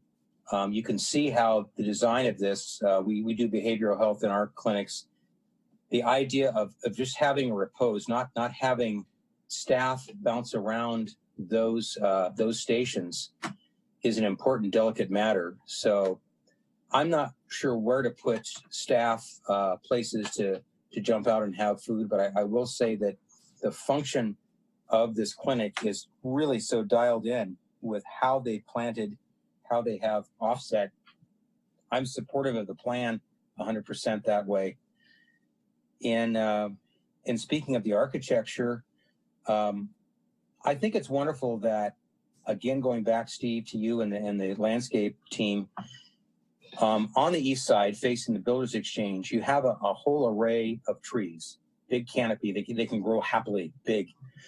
And they're screening along that road the eastern elevation, which is a bit more practical, pragmatic. It's not as heroic. But I like what you've done. I don't think the east elevation deserves to be super activated. It's with the landscape trees, the function, the windows, the service drive. I'm very fine with how you've thought around all sides of the building. Thank you for the heavy gauge material. I want to thank Henry, as far as renderers and catching renderers. I will say that I love this mega brick. It has this psychological feeling of security that when you go there after serving your country, there's this feeling it's not just plaster everywhere. And that's a beautiful material. Thank you for that, Tyler. I would just argue this is fussy. It's just not a shall, but a condition of consideration. There are no conditions of consideration. We'll just talk about a consideration. The columns that actually feature the entry, the porte cochere, I love that brick material so much. I'm a little less excited about the rusticated cinder block coming up. The contemporary thought that was had by Henry, if those shafts of masonry sprouted right out of the ground and then went right up to the actual structure above as a singular material, because all of the simulated aluminum wood, all that planking goes straight up, sprouting from the ground to the sky. And if that whole facade sprouts ground to sky with its material, the contemporary privilege or opportunity for you to have the eye just have this powerful resonance of the brick cladding all that column work, and then having, as Henry hopes and prays for, a lighter, kind of like the underside of a gull wing. I guess my bird talk is a seagull wing is out, the underside is white. That is a feeling of positiveness as you approach. So the wing is white and those columns coming down. I know it's a tiny thought, but it just, to me, would strengthen the proceedings. Love what you're doing, and thank you for extreme challenges and doing what you've done. Thank you, Vice Chair Edgebeth. Board Member Wicks, comments? Yes, great project, and kudos to all of my fellow board members that spoke before me. And kind of going semi next to last, I can either agree or add to, and I think my add to would be, and part of the reason why I was asking about the light poles, that was the last little piece that didn't check all my boxes to go ahead and say let's either push it to staff for final or grant final design review tonight. And as long as they're under 16 feet and they get those photometrics the way they are, I see why they took out the row of trees that are in the west parking lot. There's two rows that just have low shrub plantings to them, and I suspect it was to get the photometrics to cover that parking lot area and not have to add another row of lighting. But that said, and Warren's to Warren's point, that it would be much cheaper to go ahead and do the PV panels on canopies in the parking lot rather than the building, and hopefully that does happen someday. But what I'd like to propose is in the interim solution that we make it a friendly amendment that shall have tree or plantings adjacent to the pedestrian parking lot circulation. In the west parking lot, it runs east-west from Corporate Center Parkway to the edge of the building where the handicap parking is. And then on the north parking lot, it would run north-south. And I think Board Member Gordon Brock's suggestion that it could just be on one side of that. It doesn't have to take up 4 parking spots. It could just take up 2 in each of those areas where there aren't trees. Is kind of what I'm looking at. There's 3 landscape rows that don't have trees on them in the west parking lot, and 1 on the north parking lot. And actually there's 2 areas on the north parking lot that could be considered for that in the shall part of it. Or the other part of the shall would be to go to orchard style parking throughout.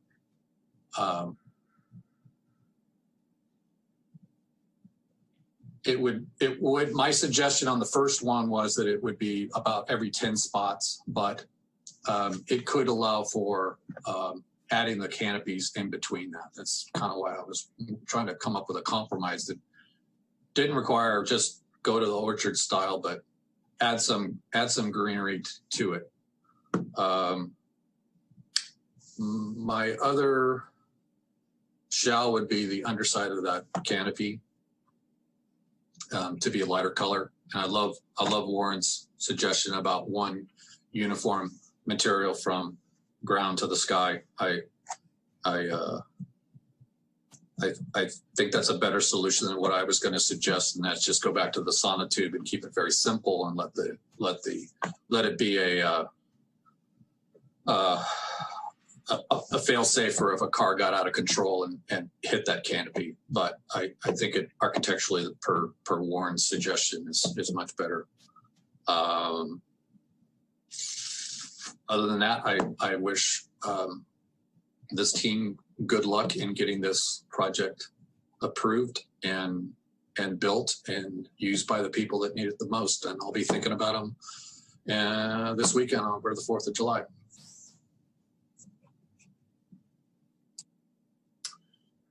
Thank you, Board Member Wicks. In going last, I generally end up with the least amount of comments. So I'll go ahead and just provide my compliments to the design team. And I hear a lot of collaboration, and I've heard that from fellow board members as well. And it shows up in the plan design.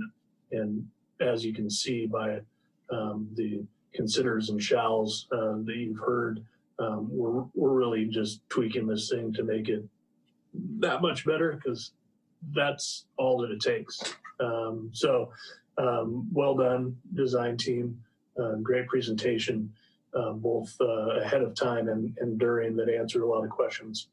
I'll comment really quickly on the site lighting. I wrote it down here, and it is in the resolution, number 25D, that it cannot exceed 16 feet height, and that shorter structures are encouraged. So, with that, I kind of want to go back through just so we can get kind of to the shalls and considers.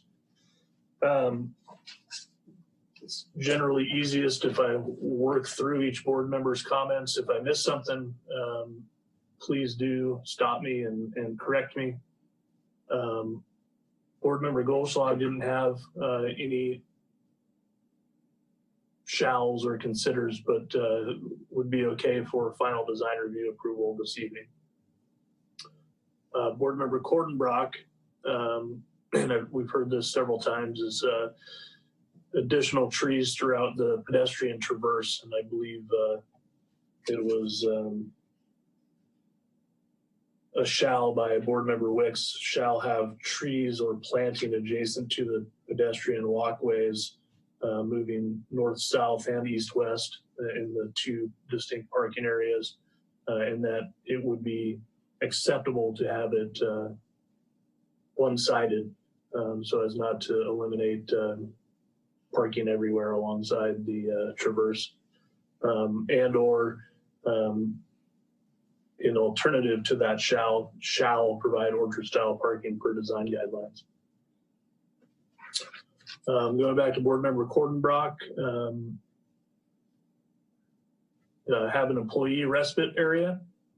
I think one could be, and again, this goes back to whether the Corporate Center Association would allow, but there are several kind of quieter areas along the exterior walkways that, if allowed by the association, could certainly be areas for benches.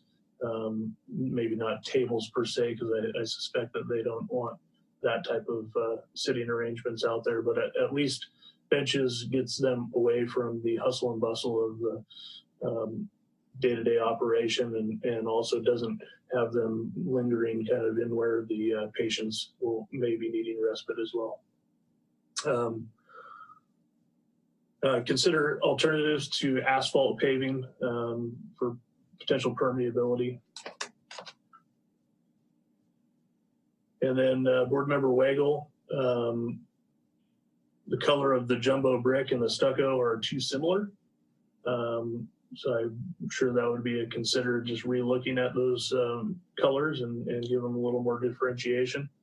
And then consider a light colored entry canopy, which I believe is leading towards a shall have a more light colored entry canopy. And if anybody wants to get more specific than that on color palette, please do so. And then Board Member Wagle was talking about sunshades or eye canopies on all sides of the building where windows occur. And I think we can talk to the applicant potentially about that, because I think I read in their narrative that, you know, they've got 1 inch thick glass with tint on it. So they may have taken care of the heat load in that vein rather than canopies. Board Member Sharon, you're gonna have to clarify this one for me, but you were talking about landscape planters, and I did not get the specific locations on the landscape planters per se. Were they along the walkways, I think is what you were talking about? I think it's covered in Brett's consider. Okay. Or shall, excuse me. Yes. Okay. Consider more bike parking. Consider looking at the tree monocultures to break it up a bit where possible. Consider in the healing garden to soften it as much as possible, break it up, make sure it creates a sense of place, make sure it tends to include much more therapeutic design, both in plant material and possibly adding features such as an art feature, a water feature, but really enhance the therapeutic nature of that area. Yeah, I think that last part that you said, to enhance the therapeutic nature of the area, could cover all that. Just keep simple. Yeah. Okay. I trust that they'll be thinking about that. I do as well. Okay, let's see. Board Member Wicks covered the parking lot lighting. I presume that that's acceptable. It's in the resolution, and it cannot exceed 16 feet in height, and encourages lower heights as well. We already covered this, but I'll repeat it. Shall have tree or plantings adjacent to the pedestrian walkways heading north-south and east-west in the respective parking areas. One-sided is acceptable. As an alternative to that shall, they could shall provide orchard-style parking. And then shall provide a lighter color at the underside of the canopy. Can we make it to match the storefront? We can. Looking at this, looking at the color palette, I don't see another color on the palette. I was thinking silver originally, but the storefront color frame, I'm assuming that's a white, but it doesn't state what color it is, but I could see the two having some tie to each other if the other board members agree. Okay. I personally think that's a little too granular. I think we just need to give the design team the flexibility to pick a color that works within their palette and just say lighter to be within the palette. I like the white, but that's just me. Okay, so really lighter. Yeah. Anyways, Seagull white. Now we're getting specific. Board member Hedgepeth requested that the applicant consider at the entry columns using the brick material for the entirety of the column as opposed to how it's currently shown with multiple materials.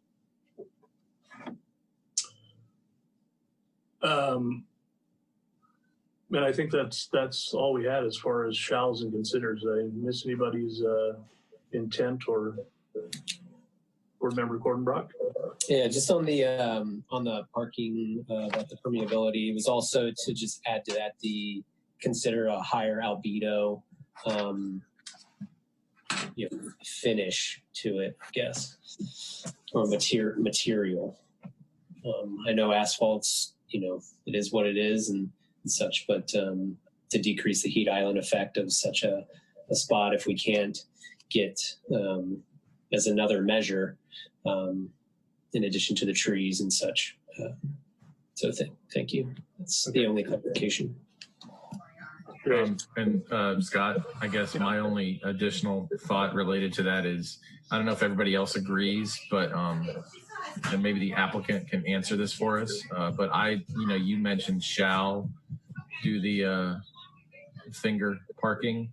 I think I'd be willing to forego that with the addition of just more canopy in whatever fashion the design team, the applicant team feels would work within their already established landscape plan, if that makes sense. It makes sense to me. I think we can have some dialogue about that if we might, because I tend to agree. I was looking at more of in total. There's quite a bit of tree canopy and quite a large number of trees on the site itself. I do see that there are gaps in that that could certainly use some more coverage. So I'm a little bit unsettled on how to resolve it. So I'd like to get the majority of folks on board in some fashion. Board member Cordenbrock, you got some input there? No, I was just, it was more, I think once we get to question, if we can ask, I guess I have a question for landscape and civil. And so the gaps in the tree canopy are bioretention areas. Is that correct? Yeah, this is Steve Kavanis. That's absolutely correct. So understanding functionality of those facilities and for long-term performance, the reason there aren't the trees that I had originally put throughout the entire parking lot was for those bioretention facilities. Mm-hmm. So the bioretention facilities have to meet a certain quality and quantity measure, and they have to meet I guess a percolation rate as well. So we've run into this on a number of projects where we make, I guess, is there a way to make a concession in those facilities to allow for trees in the bioretention? And that could be, again, this has to go back to your team. It could be a thick planting soil profile up top and then your storage and water quality below, or increasing, just making sure the perk rate is what you need it to be, but it has more, organic material or planting soil, makeup as part of the soil to allow the trees. But again, that's something that the developer, the owner has to also be, in agreement with you all and to ensure that those trees again still get large. Because I know like with Calgreen, there's a 50% coverage component. And again, I don't know if it strictly applies to this, but I know for campus buildings and things like that, it definitely does. So, but maybe that's, yeah. Yeah, I think there's room to work with our civils in our office to see if we could detail that out in a way where we shift things over, overflow pipes and whatnot to load that onto one side and create a deeper planting medium, specifically where trees could be located so that they do thrive and they have enough organic matter to support what they need in relationship to the ground covers that are going in there. Right. Yeah, totally understand. Just wanted to kind of get your take and kind of talk through that in terms of your approach. So thank you. And design-wise, that could actually bring about that increasing the diversity of plantings as well, and thinking about various tree species that you could have in there that could work with biofiltration areas as well. So I think that could be to go forward with Warren's bird theme that could kill multiple birds with one stone. So absolutely, I appreciate the thoughtful comments. Chair Kincaid, this is Bill Rose. I just had one quick comment here. All of these comments are very much in alignment with what staff was considering when this project came in. I think, as Vice Chair Hedgepeth indicated, it's quite an intersection of competing interests, right, with the design guidelines, with the programming objectives of the project, the bioretention areas. And so staff really did, to the chair's comment, look at this kind of, at a little higher altitude and say, overall, there's quite a bit of tree cover here. One of the things I wanted to ask, though, just for clarification, on the condition, the draft condition that's kind of being discussed, what I think I heard was that there is a shall for trees and plantings or plantings adjacent to the pedestrian walkways. It could be acceptable to have those on one side only.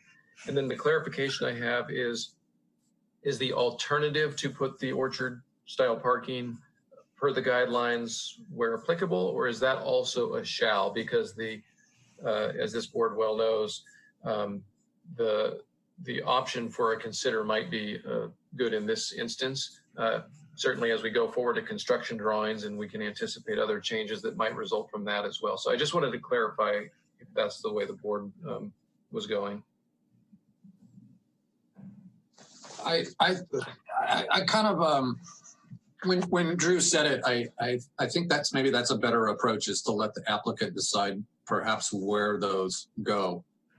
If we gave them a number like 16 parking spots to be converted to planting, I think that would work for me, as opposed to requiring it to be orchard style. Maybe that's a little too harsh, because that would really eliminate a lot of parking spots and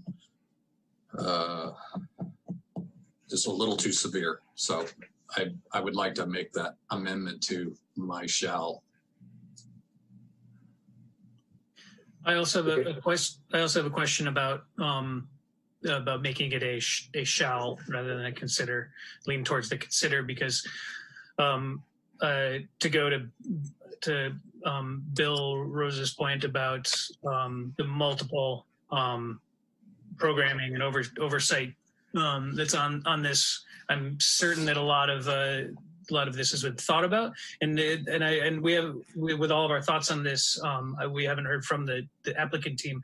I do wonder from Steve in particular, I imagine you probably thought about some of these things, and I wonder if we're making a shall rather than consider, if it's even doable to incorporate some of these changes that we're thinking about, if it's something you've thought of and then have tossed out because it's not going to work. I'm curious to hear from the applicant how the feasibility of some of this. It's definitely been fully vetted and thought out and researched and on the trace paper, trying to satisfy all the different requirements from various jurisdictions, city, vets, federal, the corporate center itself, And thinking long-term viability and functionability, I think there is wiggle room to add in some concessions. I think if we go to a shall, you're going to be creating a condition that may not be achievable. So I cautiously ask that we allow us to have the freedom to make the design decisions that we need to do to satisfy everybody while meeting all program objectives and thinking about long-term viability. This is Josh. I just want to echo that too, that the contract was awarded last October. We have been through multiple design sessions with the user and the veterans and getting their intake from the veterans here. And that's the most important end user here. Obviously, we have to adhere to the lease requirements as well as your requirements to the city. And it's been a balancing act for the past 8 months to get to this point. So I just wanted to, we have considered all this, and we're willing to consider as much as we can your comments here. We just obviously I just wanted to that the veterans have had a big say here at the local level and at the San Francisco Medical Center and with their whole design team as well. Great. I think just in expanding on board member Sharon's objective here is that we always like to ask the applicant team if anything that you've heard by way of comment of any of the board members and what we're considering to amend our motion and make part of the resolution. Do any of them, are they hard stops, like that's never going to happen? So if you've heard anything like that, we'd like to hear some feedback at this time so we can continue to consider these. I think that this is Peter Stanley.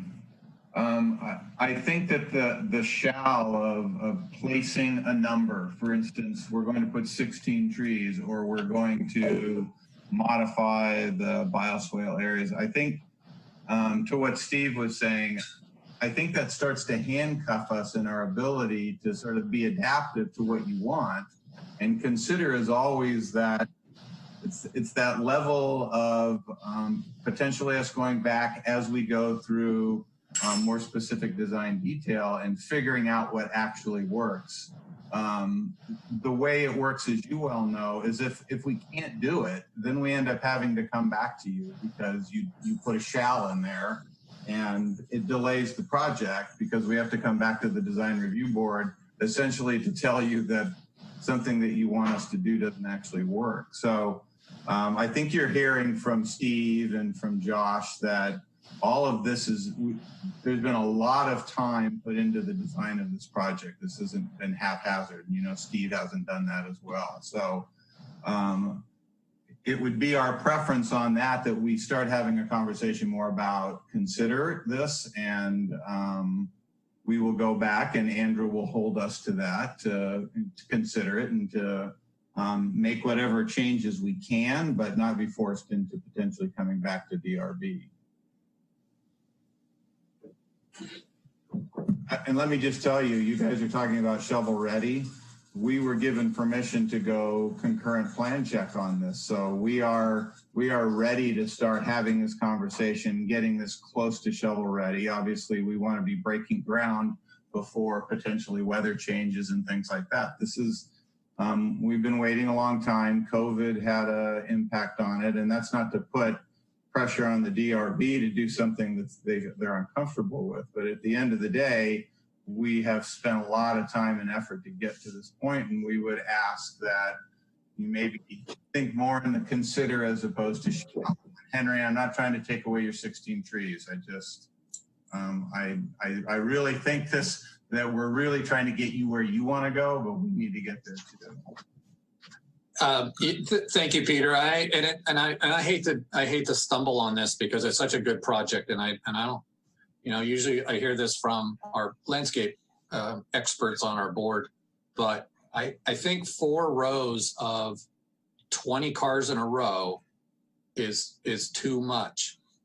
And if it comes back as a consider and you work with Andrew on how to either put 2 fingers in each of those rows, then that's up to you guys. If you want to flank them by the pedestrians, my idea would be to have more shade for the pedestrians that are coming from those parking spots that are, 100 feet away from the building. That's why I was suggesting that as a shall they go there. But I don't want to handcuff your team. You guys have obviously done many of these in the past, and you have a certain parking requirement to get to.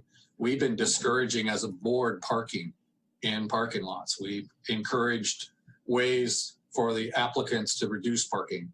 So I was trying to, you guys are so far over our parking, it's not even a gesture that we can give you, which most of my notes before I knew it was a VA requirement to have X number of parking spots. I was going to try to help you with some reductions in parking.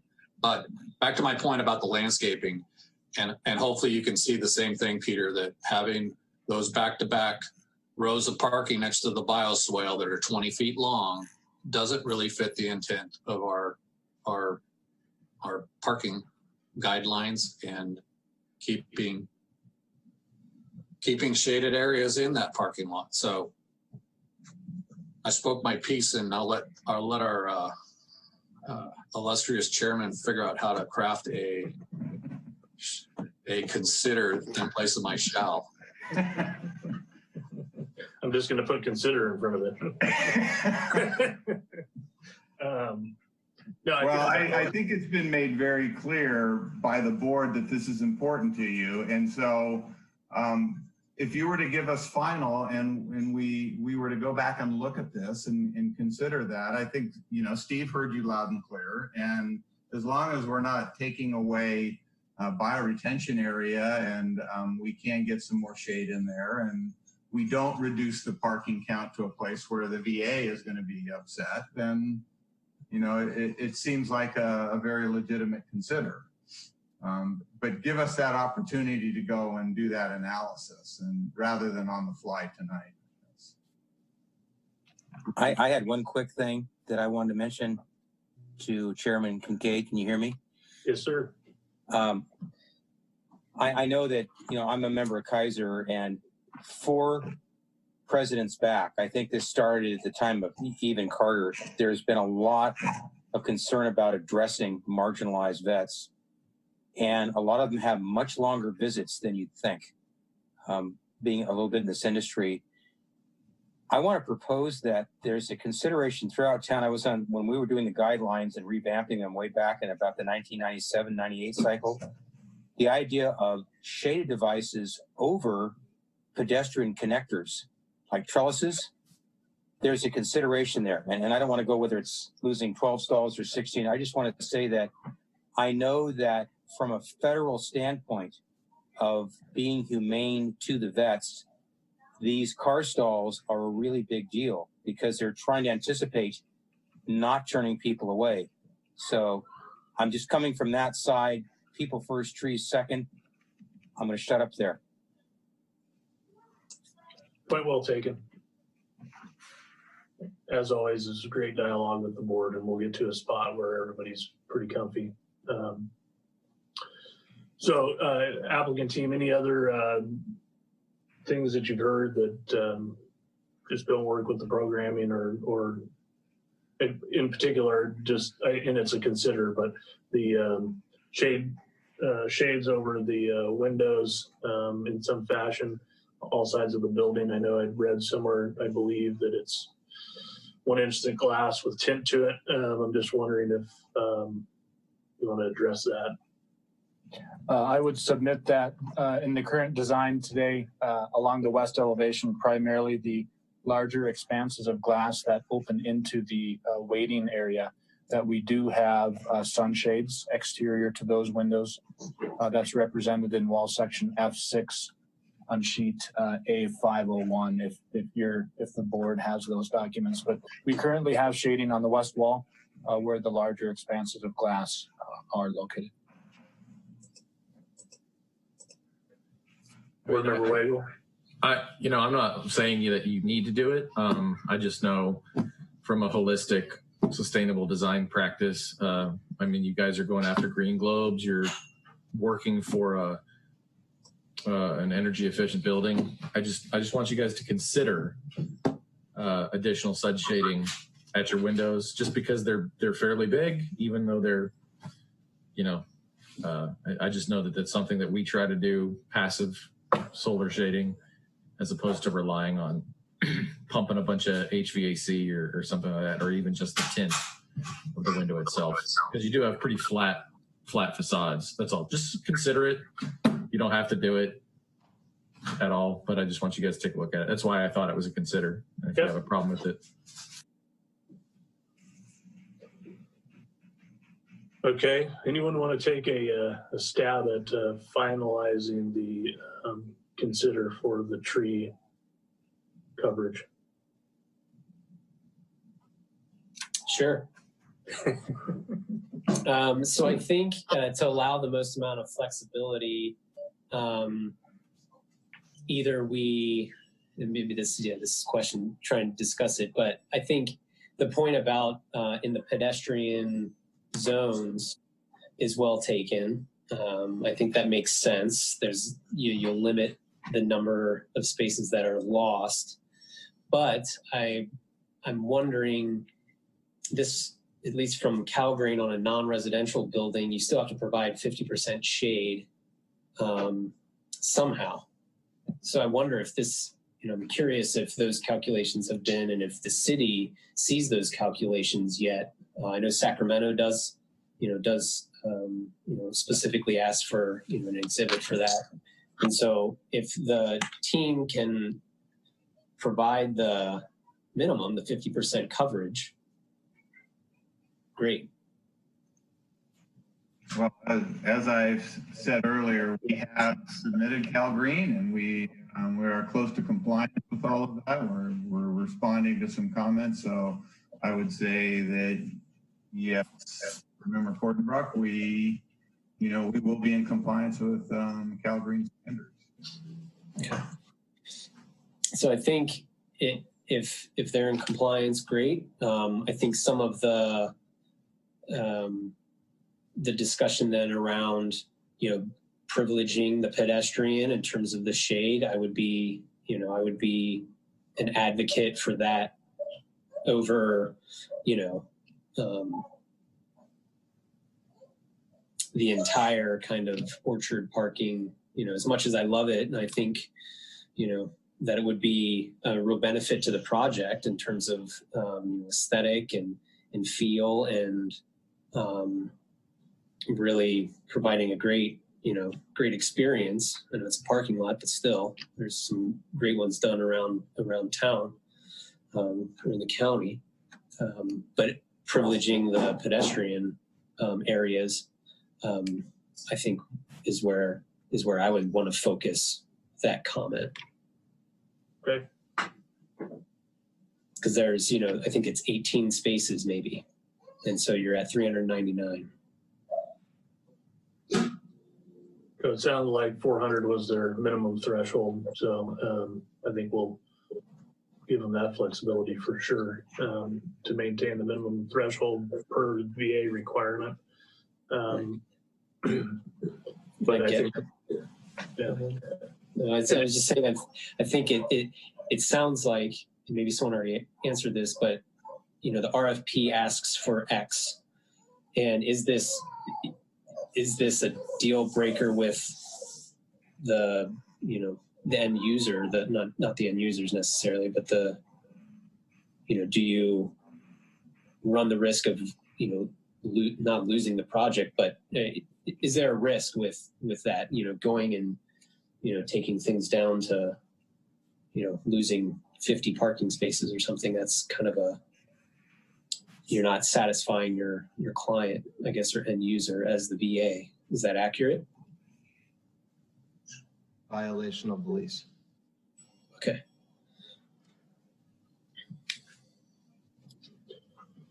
Thank you. Okay, so question to staff. Do I need to read through all the considers again? Yeah, that would be helpful. And then, just to this point on the landscaping, especially where it interfaces with the parking, as we are all aware, there are a lot of interests here that are competing, as I've mentioned. we often have the shalls, the considers. Another idea would be to the greatest extent practicable, since we have not only the requirements for the VA, but we have the lease and all of the other things we've talked about. So that's just additional language we might consider. But just, yeah, a readback would be good. And then we'll make sure the applicant is fully clear and understands those as well. Okay, excellent. Well, I think what I'd like to start out with is that on the table with this these friendly amendments for consideration is also approval of final design review. Okay, so we'll start out with that. As it relates to the tree plantings, I'm going to take my my stab at it. Consider increasing the tree canopy coverage in the areas where they are currently lacking, i.e. the bioswale areas and in those parking areas, with a priority to creating coverage at the pedestrian walkways in those parking areas running north, south, and east, west, respectively,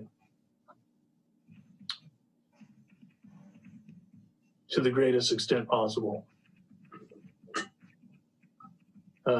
Consider an employee respite area somewhere on site, or maybe multiple smaller employee respite areas. Consider alternates to asphalt permeability, higher materiality to reduce the sun load. Consider the color of the jumbo brick and stucco having more diversity to each other within the color palette. I would say contrast. Contrast. Jumbo brick and the stucco, contrast of color within the current color palette. Shall provide a lighter color on the entry canopy, preferably as light as possible and within the color palette. Consider additional. Scott, I think we need to clarify that it needs to be on the steel, just because of the way that the documents were currently presented, right? Because I don't think we have an issue with the stone or the jumbo brick or anything like that. It just needs to be specific to, yeah, just to make it easy for staff. Okay. Yeah, the steel supports and underside of canopy. The canopy. Yep. Okay, so shall provide a lighter complementary color to the current color palette, as light as possible, on the underside of the steel canopy and any exposed steel on the underside of said canopy. Okay, back to the sunshades. Consider additional sun shading on the windows. Consider more bike parking. As you consider trees, consider breaking up the monoculture that currently exists throughout the site. With the healing garden, consider a more enhanced therapeutic design through landscape and hardscape and features.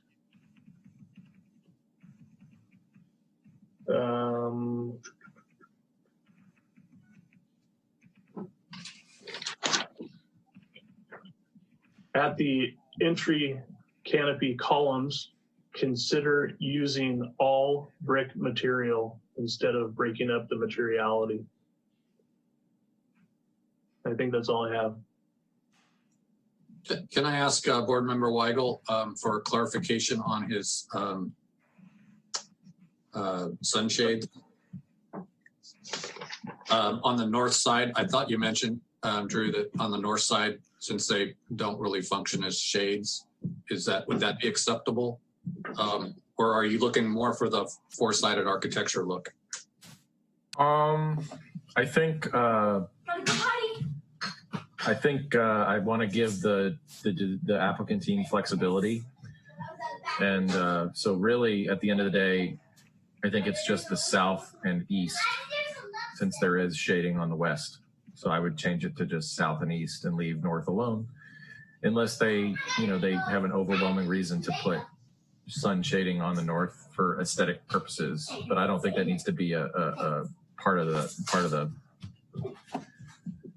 the consider. Does that work? Board Member Wicks? Yes, that works. Okay. So I'll start with staff. Is there clarity under what we're considering? Yes, this is Bill Rose. It's very clear. I want to make sure Senior Planner Triple also concurs as well. Yes, I do. I believe I've got, it looks like we have 10 additional conditions of approval, 1 shall and 9 considers. And I've been trying to keep those consistent with what's been said. I can read them back if you would like me to do so. Sure, that'd be perfect. Okay. Condition of approval number 1 is a shall, and that would read, shall provide a complementary color as light as possible on steel support and underside of entry canopy steel. Second, consider using all brick material for entry canopy columns. Third, consider jumbo brick and stucco contrasting colors as revisions to color palette. 4, consider sunshades above windows on all elevations with north elevation accepted if desired. 5, consider increasing tree canopy coverage in areas where it is currently lacking, i.e. bioswale areas, with a priority of increasing coverage on pedestrian infrastructure in west and north parking lots while maintaining minimum parking threshold.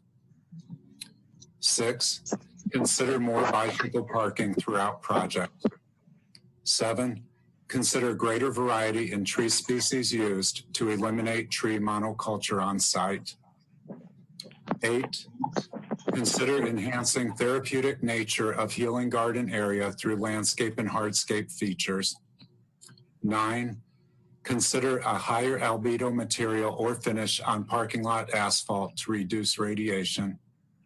And 10, consider an employee respite area or areas on site. You're hired. That's a perfect readback. Thank you. Sorry, this is a. Oh, go ahead. For number 9, was there some discussion about? There was a comment about permeability as well. Maybe that was on number 8, but number 9, the parking lot was just in terms of the high albedo and urban heat island, but also the permeability. That's correct. I did miss the inclusion of permeable surface in number 9. So I can revise that to read, consider permeable surface material or a higher albedo material or finish on parking lot asphalt to reduce radiation. That works. So then let's move to the applicant team. Board Member Sharon, go ahead. Yeah, just one thing that about the terming it a monoculture for the trees. It was most of the tree questions were answered by Steve during my question portion. It's specifically about I just want to clarify this specifically about the Chinese elm, the elms in the parking lot, and I think Steve knows that.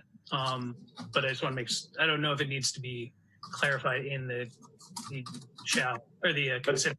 I think it's a good clarification because it helps the applicant and staff kind of focus that effort on where it works to get it focused versus. Yep. So it's specifically for the ulmus in the parking areas. That's the only swath of plantings to consider diversifying. Right. So what I've done is I've revised number 7 to read, consider greater variety in tree species and reduce use of ulmus in order to eliminate tree monoculture on site. I think you could take that first portion, Andrew, and then just say, could you read the first portion of your consider? Consider greater variety in tree species. In the parking areas. I think the parking areas. Okay. I think would be fine by me. And just leave it as that. Yeah, just keep if that helps you. Sure. No, that's I understand that. So it would just read, consider greater variety in tree species in the parking areas. Perfect. Yeah, because rather than complicate the entire site, it was just a thought about that area.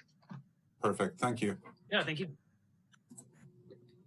Okay, and with that, based on that readback, does the applicant have any concerns with what they've heard? Not from landscape. I do not believe so. No concerns. That's what I like to hear. All right. So the motioner, would the motioner like to add in the motion to add final design review approval and accept the friendly amendments as stated by staff? Yes. That I would. And does the seconder accept the friendly amendments and the change to approve final design review? I do. Excellent. Patty, may I have a roll call, please? Roll call vote. Board Member Goldschloss. Aye. Board Member Kortenbrock. Aye. Board Member Sharon. Aye. Board Member Weigel. Aye. Board Member Wicks. Aye. Vice Chair Hedgepeth. I believe we missed your audio there, Vice Chair. There we go. And Chair Kincaid. Aye. 7 ayes. Excellent. Unanimous decision by the board is what we look to achieve every time. I want to thank the applicant and my fellow board members for the dialogue on this item. I'd like to thank the applicant for making an investment in Santa Rosa and for consideration of using the highest degree possible local subcontractor to build this out. Kind of greatly appreciate, as I said before, the entire collaboration between the design team and staff, and I hope that carries through to construction and finalization of this project. I look forward to seeing it standing before my own eyes. So thank you and good luck. Thank you, board. Thank you very much. Thank you, board. Many thanks. Okay. We're on to item number 7. Board member reports. Are there any board member reports? Seeing none, we will move on to item number 8, department reports. No department reports for tonight. Very well then. I want to wish everybody a happy 4th of July. We just saw a VA project, so let's think about all those we should be celebrating. Celebrate safely. Remind everybody else to celebrate safely. And thanks to staff. And we are adjourned.